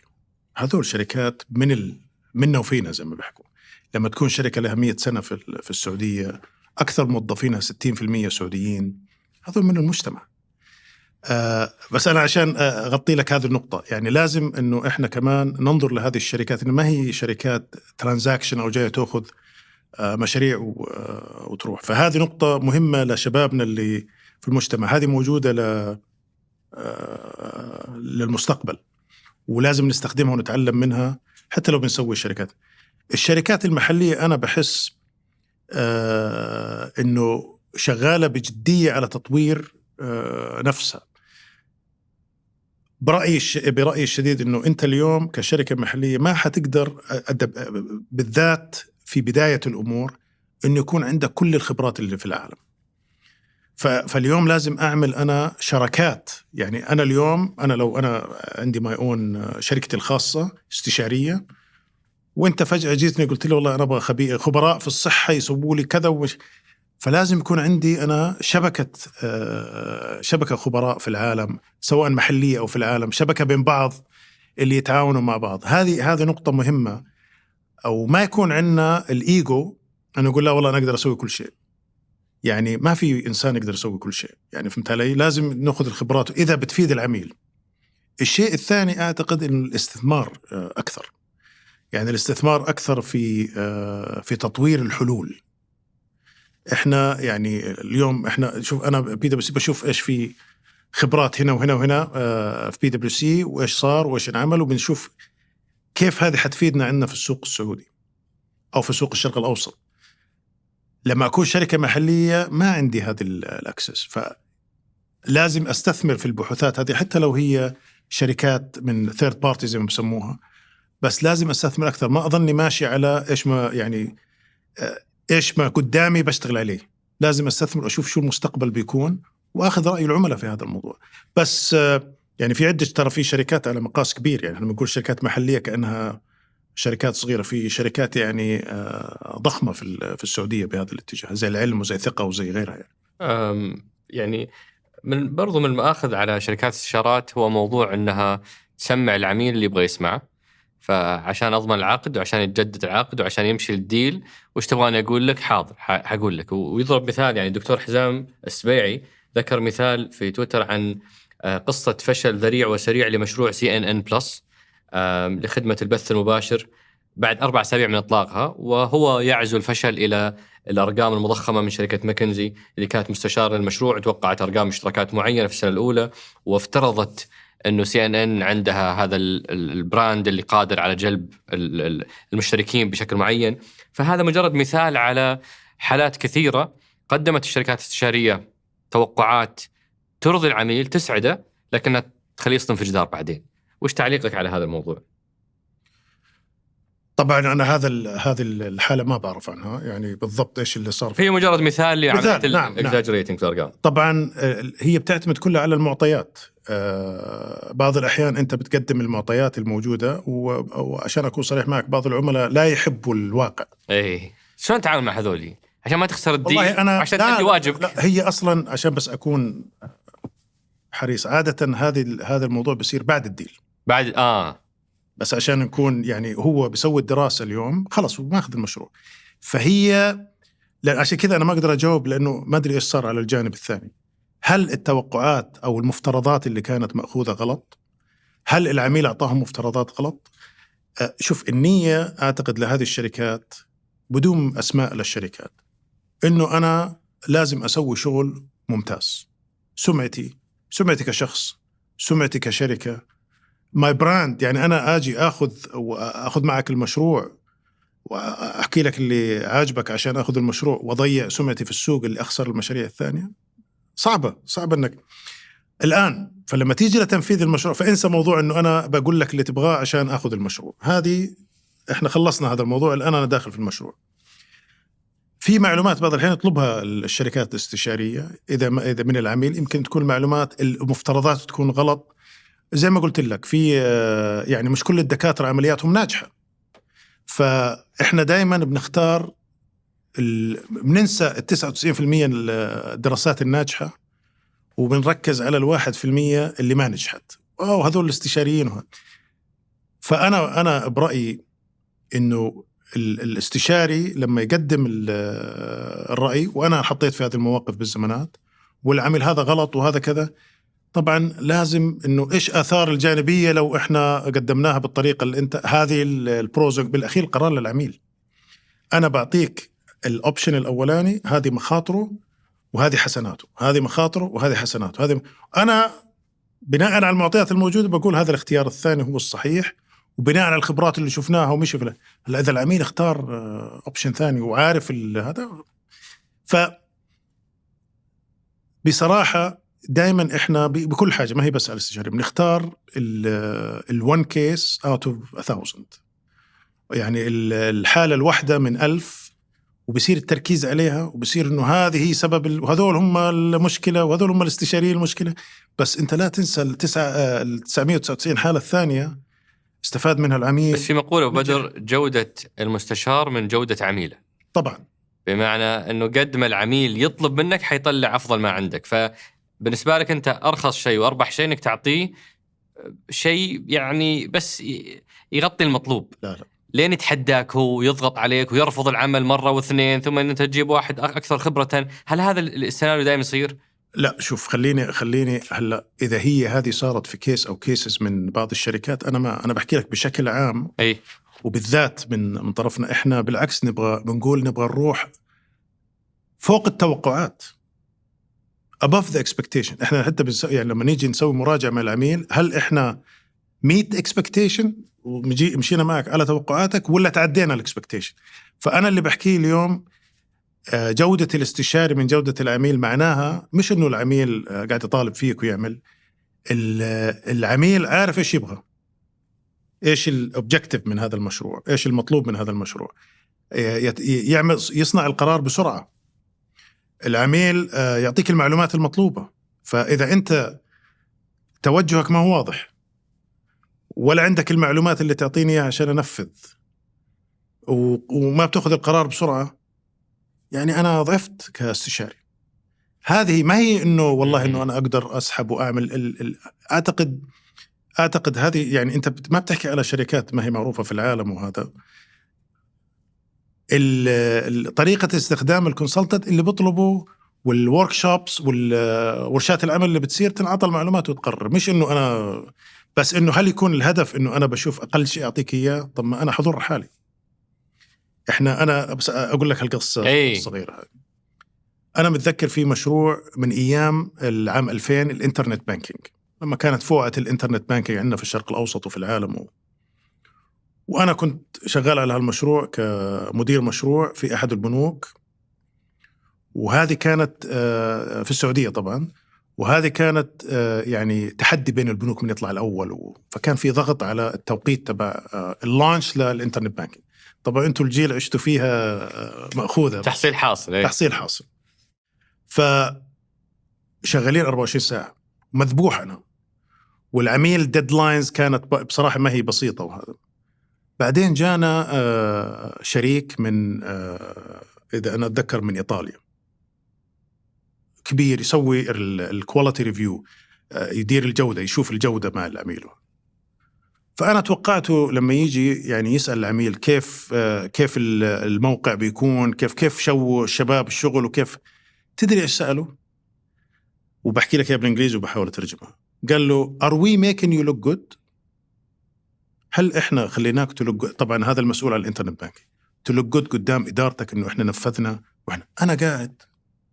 هذا الكلام قبل 23 سنة. يا ابن الحلال قاعدين نشتغل ليل النهار إحنا على الإنترنت بانكينج وذبحنا وظلوا يغيروا الريكويرمنتس، جات كله يلوك جود. بس ضلت في لليوم هذا في رأسي إنه واحدة من الأهداف إنه أنا I want you to shine out of this، يعني إنك أنت تنجح نجاحك من نجاحي. فأتوقع 99.99% من الشركات الاستشارية اللي شغالة اليوم اللي أنا بشوفها في السوق عندها نفس الهدف، إنه نجاحك، نجاح الرؤية، نجاح تنفيذ المشروع، إحنا جزء منها. هذه اللي أنا بقول لك يعني. وبالحديث عن نجاح الرؤية، أنتم صدر لكم تقرير جميل قبل أسابيع قليلة اللي هو النشرة الاقتصادية. صحيح. ومتزامنة مع منتصف الرحلة، منتصف رحلتنا ل 2030. أنا قرأت التقرير، عجبني فيه أنكم كنتوا إلى حد ما موضوعيين. أنا عارفكم ما تبغون تزعلون عملائكم، لكن أشرتوا إلى بعض الأشياء المتأخرة، مثلا موضوع الاستثمار الأجنبي المباشر، موضوع اللي سميته أنتم السياحة الدينية، إحنا نسميه خدمة ضيوف الرحمن. هذه أنتم تكلمتوا عنها بأنها فيها تباطؤ، ما هي بنفس المستهدفات. ودي لو تمر على هذا التقرير وتعطينا من زاوية نظرك كمختص، كخبير، كشريك في هذه الرحلة من بدايتها، وش أهم ما تحقق في النصف الأول، وش أهم الدروس المستفادة اللي نتمنى نتلافاها في النصف الثاني؟ سؤال ممتاز. طبعا الرؤية موضوع لحاله يعني كبير جدا.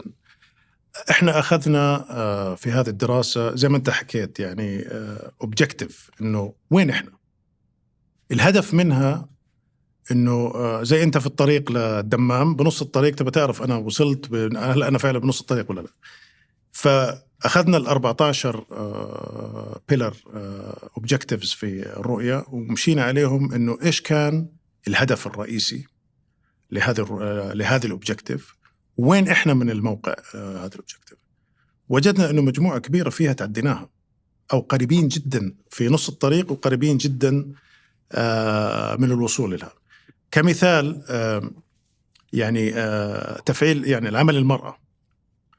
عمل المرأة إذا أنا بتذكر كان التصور 2030 أنه نوصل 32 أو 30%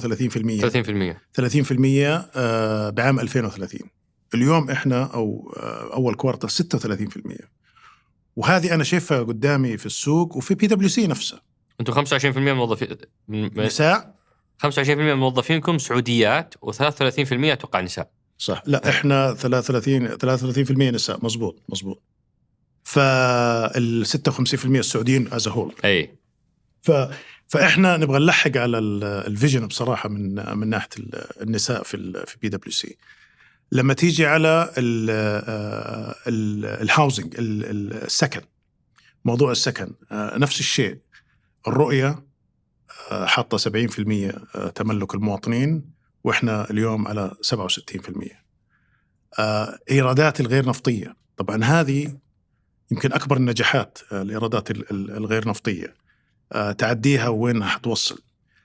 هلأ نيجي للمناطق اللي خلينا نقول يمكن تحتاج انتباه أكثر، وهي أصعب بصراحة. يعني جلب الاستثمار الأجنبي يعتمد كثير على الانفراستراكشر. يعني إذا بتنظر للموضوع اللي ذكرناه في أول برنامج، اللي هو على الشركات، الجهات الإقليمية، الشركات، المراكز الإقليمية للشركات في الرياض، هذه جزء من جلب الاستثمارات، ويكونوا رؤساء صناع القرار قاعدين في الرياض، وهذه حتصير استثمارات أكبر.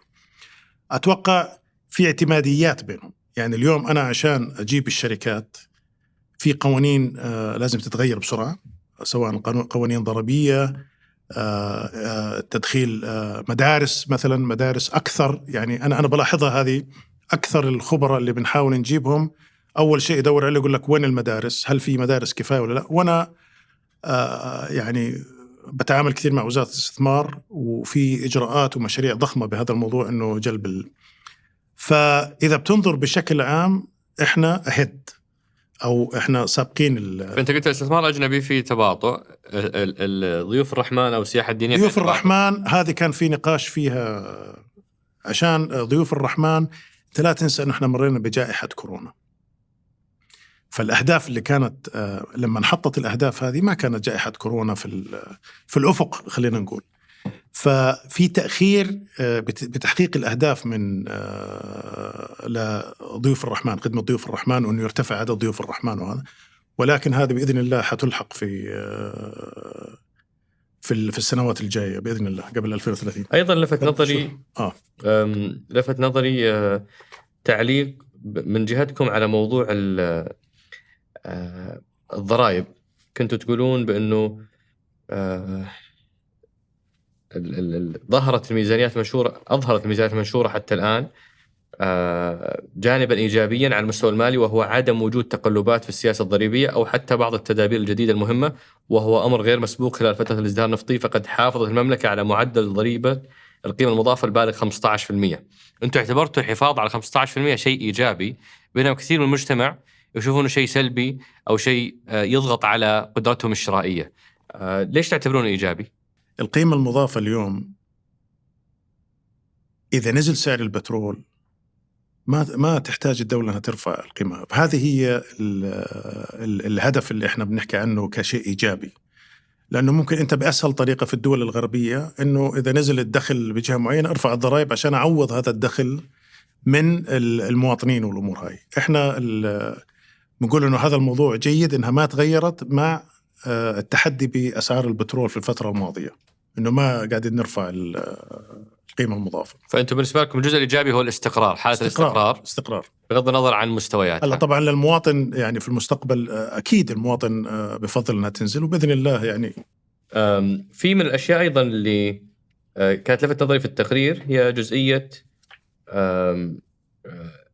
يعني المقارنة مع دول الخليج في التعافي ما بعد الجائحة. أنتم قلتوا نمو الناتج المحلي حيكون متواضع هذه السنة، ولكن أعلى 14% من مرحلة ما قبل كورونا، بينما دول الخليج ما هي محققة هذا النمو، هي يا دوب جايب أرقام عام 2019. يعني بلغة مبسطة أنتم قاعدين تقولون أغلب دول الخليج عادت لنفس النقطة اللي كانت فيها 2019. السعودية تجاوزت هذه النقطة. وش الجانب اللي ينسب له الفضل في هذا النمو؟ يعني وش الشيء اللي صار في السعودية ما صار في دول الخليج؟ أتوقع يعني وهذه لازم أتأكد منها. أتوقع إنه اللي صار في السعودية إنه السياحة، يعني كمية السياحة اللي صارت في السعودية مقارنة بدول الخليج اللي زي الإمارات، وهذا السياحة متوفرة عندها إذا بتقارنها بين من قبل. يعني هذا شيء إضافي. السياحة الداخلية في السعودية زاد بشكل كبير بعد الجائحة.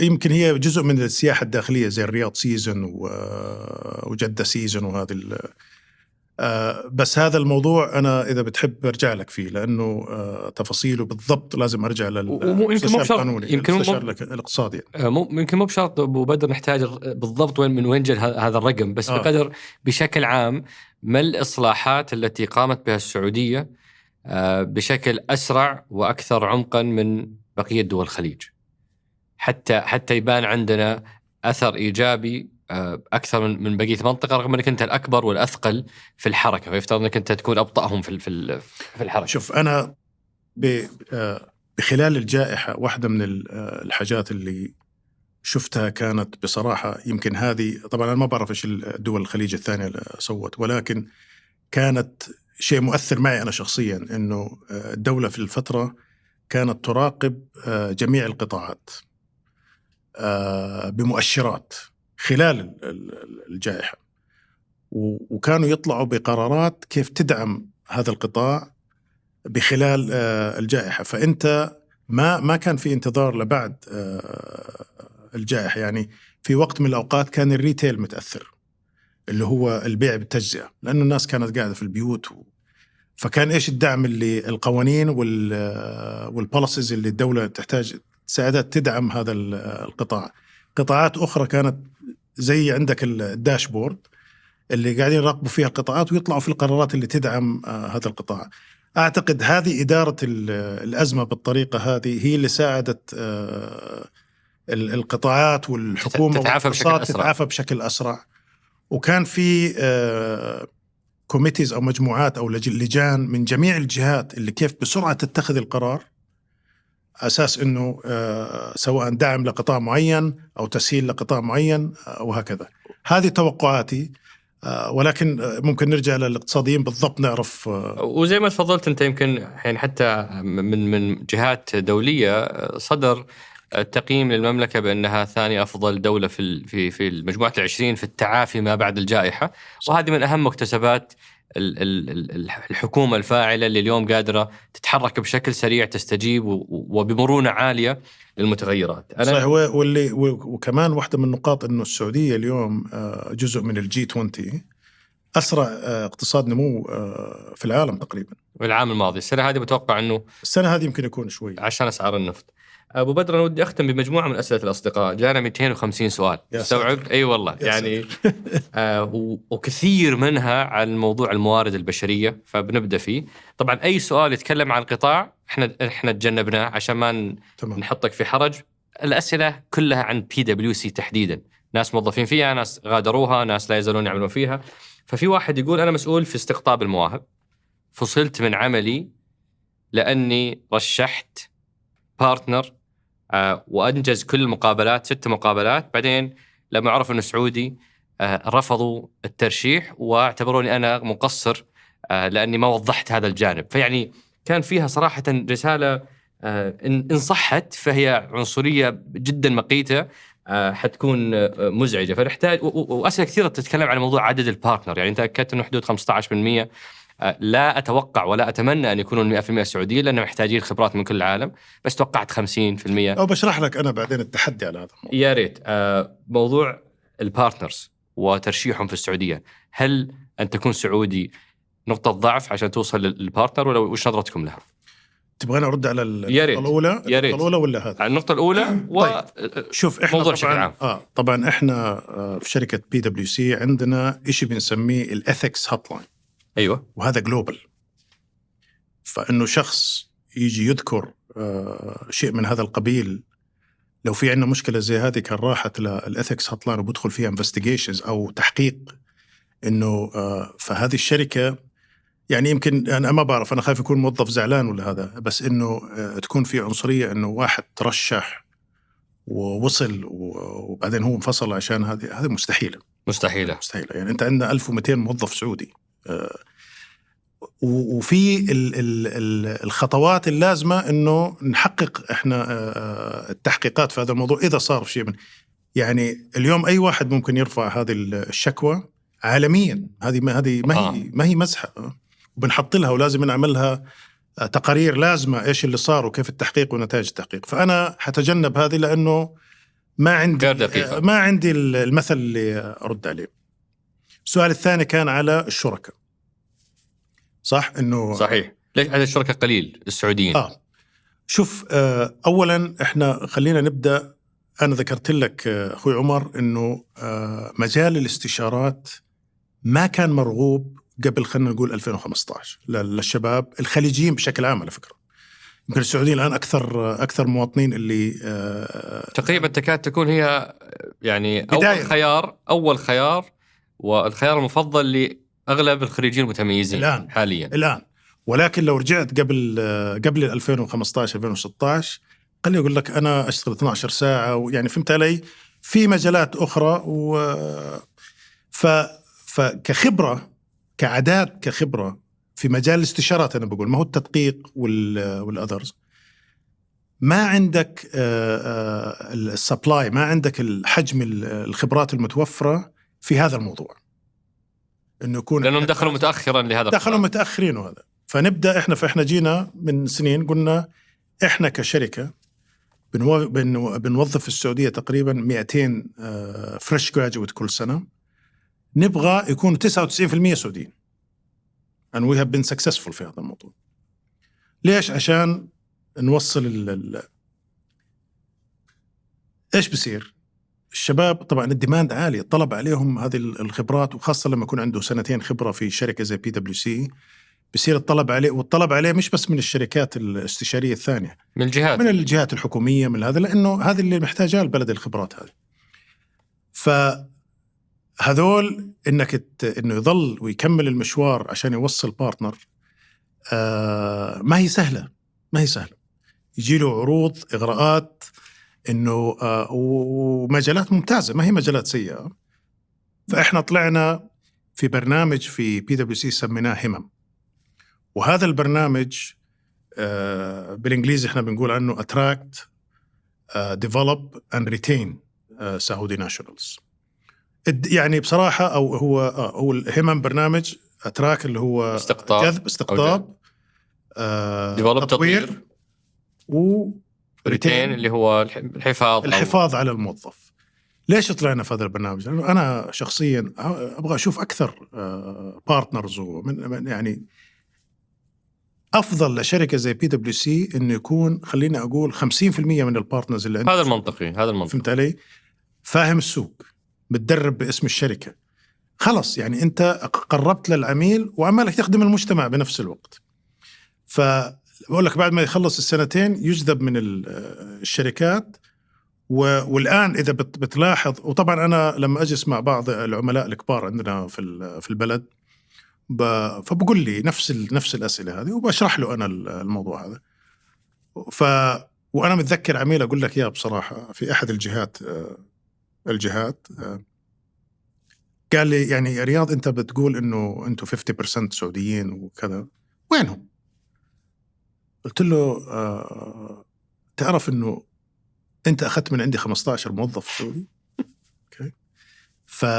فقال لي طيب يعني هذه واجب عليك. قلت له أكيد إحنا هذا اللي يعني بتروح الآن لكثير من العملاء تلاقي كثير من PwC وأكيد من الشركات الاستشارية الثانية، لأنهم يعتبرونكم أنتم فلتريشن كويس، أنتم تعبتوا في البحث وتعبتوا في التدريب فيأخذهم جاهزين منكم. وإحنا فخورين في هذا الشباب، وبالعكس أنا مصلحتي إنه هذا الشاب ينجح وين ما هو.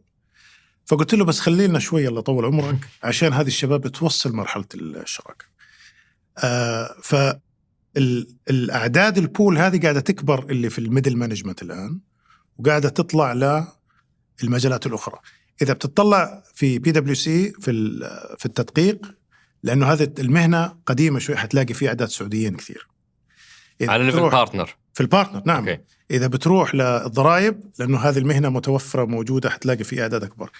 أتمنى أنه قريبا نبدأ نشوف أكثر وأكثر. إحنا عندنا سعوديين في الاستشارات بارتنرز ومن أنجح الشركاء بصراحة. كم متوسط السنوات اللي أحتاجها عشان أنتقل من واحد فريش توني متخرج توني متوظف عندكم إلى أن يكون بارتنر؟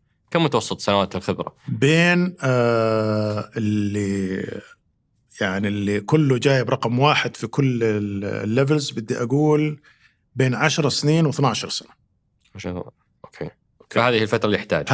هذه عشان يوصل شريك. بس إذا يقدر يصبر من الإغراءات في خلال المجال، لأنه شوف بعد فترة لما يصير سينيور مانجر وزي ما يعني في الإدارة العليا ودايركتور وهذا، هذه الشركات ليش ما بتدفع زي الجهات الحكومية؟ لأنه هو بيعتبر كم من سنة الأولى هذا استثمار مني أنا كشركة فيك.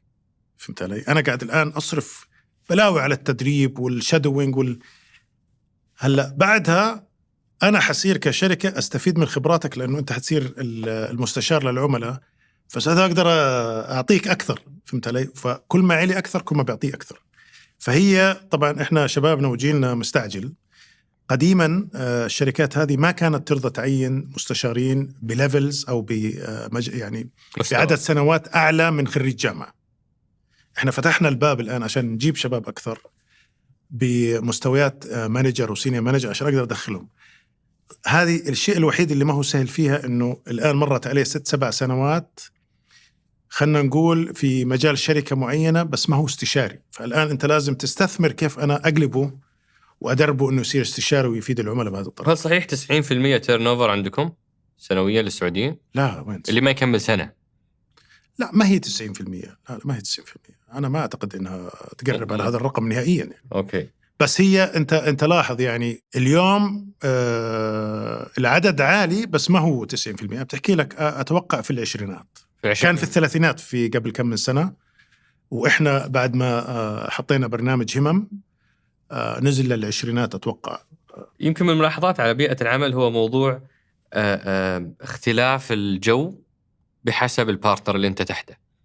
يعني ما في كلتشر موحد. في مثلا إذا أنت تحت فلان، هذا إنسان خلوق متسامح داعم قريب من الموظفين. أي يعني وحتى ذكر أسماء بس ما حقول أسماء، لكن يقول البارتنر فلان الناس تنبسط تشتغل معه، وحتى طريقة استقطابه لأشخاص أصحاب قيم ومستويات معينة وبهدة. البارتنر فلان لا، حاد صعب جدا، ما يتحملوا إلا اللي مثله أو الأشخاص الانتهازيين هيت اند رن. يعني فهذول كلهم PwC. شلون أقدر أشوف يعني كيف لها أكثر من وجه؟ ما فيه سياسات موحدة، كلتشر موحد يعني يظهر على كل الأقسام. السياسة واحدة، المخلوقات مختلفة. ولكن إحنا ما بنتركها للشخص. عشان أكون صريح معك، يعني أنت اليوم في حاجات في DNA، يعني أنت بتدرب هذه البروسيس وهذه البوليسي وهذه الانسنتيف أو هذه المحفزات وهذه فإحنا من عدة سنوات أدخلنا طريقة نسمع من موظفينا في المشاريع. يعني اليوم إحنا شيء بنسميه Project Health Check نسميها، ما أحاول أترجم لك إياها، تشيك على صحة المشروع. وهذه الموظف من الصغير كل مشروع بدخل الموظف، وهذه يعني ما بعرف عنها الشريك مين الشخص ومن هذا، وبدخل بقول والله أنا عندي 1 عندي 2، الأمور طيبة هنا، الأمور كذا، الشريك موجود مش موجود، كذا كذا كذا بيعطينا. وهذه عادة بنطلع عليها كل أسبوعين نشوف هذه عندنا هنا في أحمر، ارسل عليه التشيك وشوف الشباب إيش القصة والهذا. طبعا أنت قاعد تحط كنترولز. إحنا بنحاول الوقاية خير من العلاج، بنحاول إنه نقيم هذول الشركاء أو هذول الدايركتورز بطريقة التعامل. فيه بيجيله آخر السنة بيجيله إحنا بنسميه upward feedback. يعني إيش يعني upward feedback؟ من الأسفل للأعلى. من الأسفل للأعلى، إيش الشباب بيقولوا عن هذا الشخص، وهذا بتدخل في تقييمه. وفي بيرز من نفس الطبق، فأنت عملها من 360 درجة، إلا يطلع لك طبعا شخص يعني هذه الأخلاقيات أنت عارف ما يعني هذه بالدي ان اي. المهم إنه نراقب هذا الموضوع، نشوف الفيدباك تبع الشباب ونأخذ أكشن معينة إنه نحلها بسرعة. في أسئلة كثيرة على موضوع مستقبل هذه الصناعة، صناعة الاستشارات وصناعة التدخير مع الذكاء الاصطناعي. يعني أنت يمكن شفت الشات جي بي تي كثير جربوا يطلبون استراتيجية لقطاع كذا في دولة كذا، واكتشفوا إنه عطاهم يعني ألمس استراتيجية وفيها بنش ماركينج. يعني أنتم جزء كبير من قيمتكم المضافة هي البيانات اللي عندكم كمقارنات معيارية مع العالم. إذا الذكاء الاصطناعي أو ال AI بيعطيني كل هذا، وش موقعكم في المستقبل؟ على فكرة هذا سؤال ممتاز جدا. طبعا هذا الموضوع ليس فقط لقطاع الاستشارات، هذا الموضوع الدكتور هيحتاج إنه إيش بيأثر على قطاعه ال AI أو الذكاء الاصطناعي. اليوم إحنا بدراسات، طبعا بدراساتنا وبمناقشاتنا في داخل الشركة، إحنا نبغى نستفيد زي أي قطاع ثاني من الذكاء الاصطناعي، كيف يقوي المستشار. اليوم الحاجات اللي أنت قلتها مثلا اللي ما أنت شايف منها قيمة، هذا خلي الذكاء الاصطناعي يسوي، وأنا أصير أركز معك على الحاجات المهمة أكثر.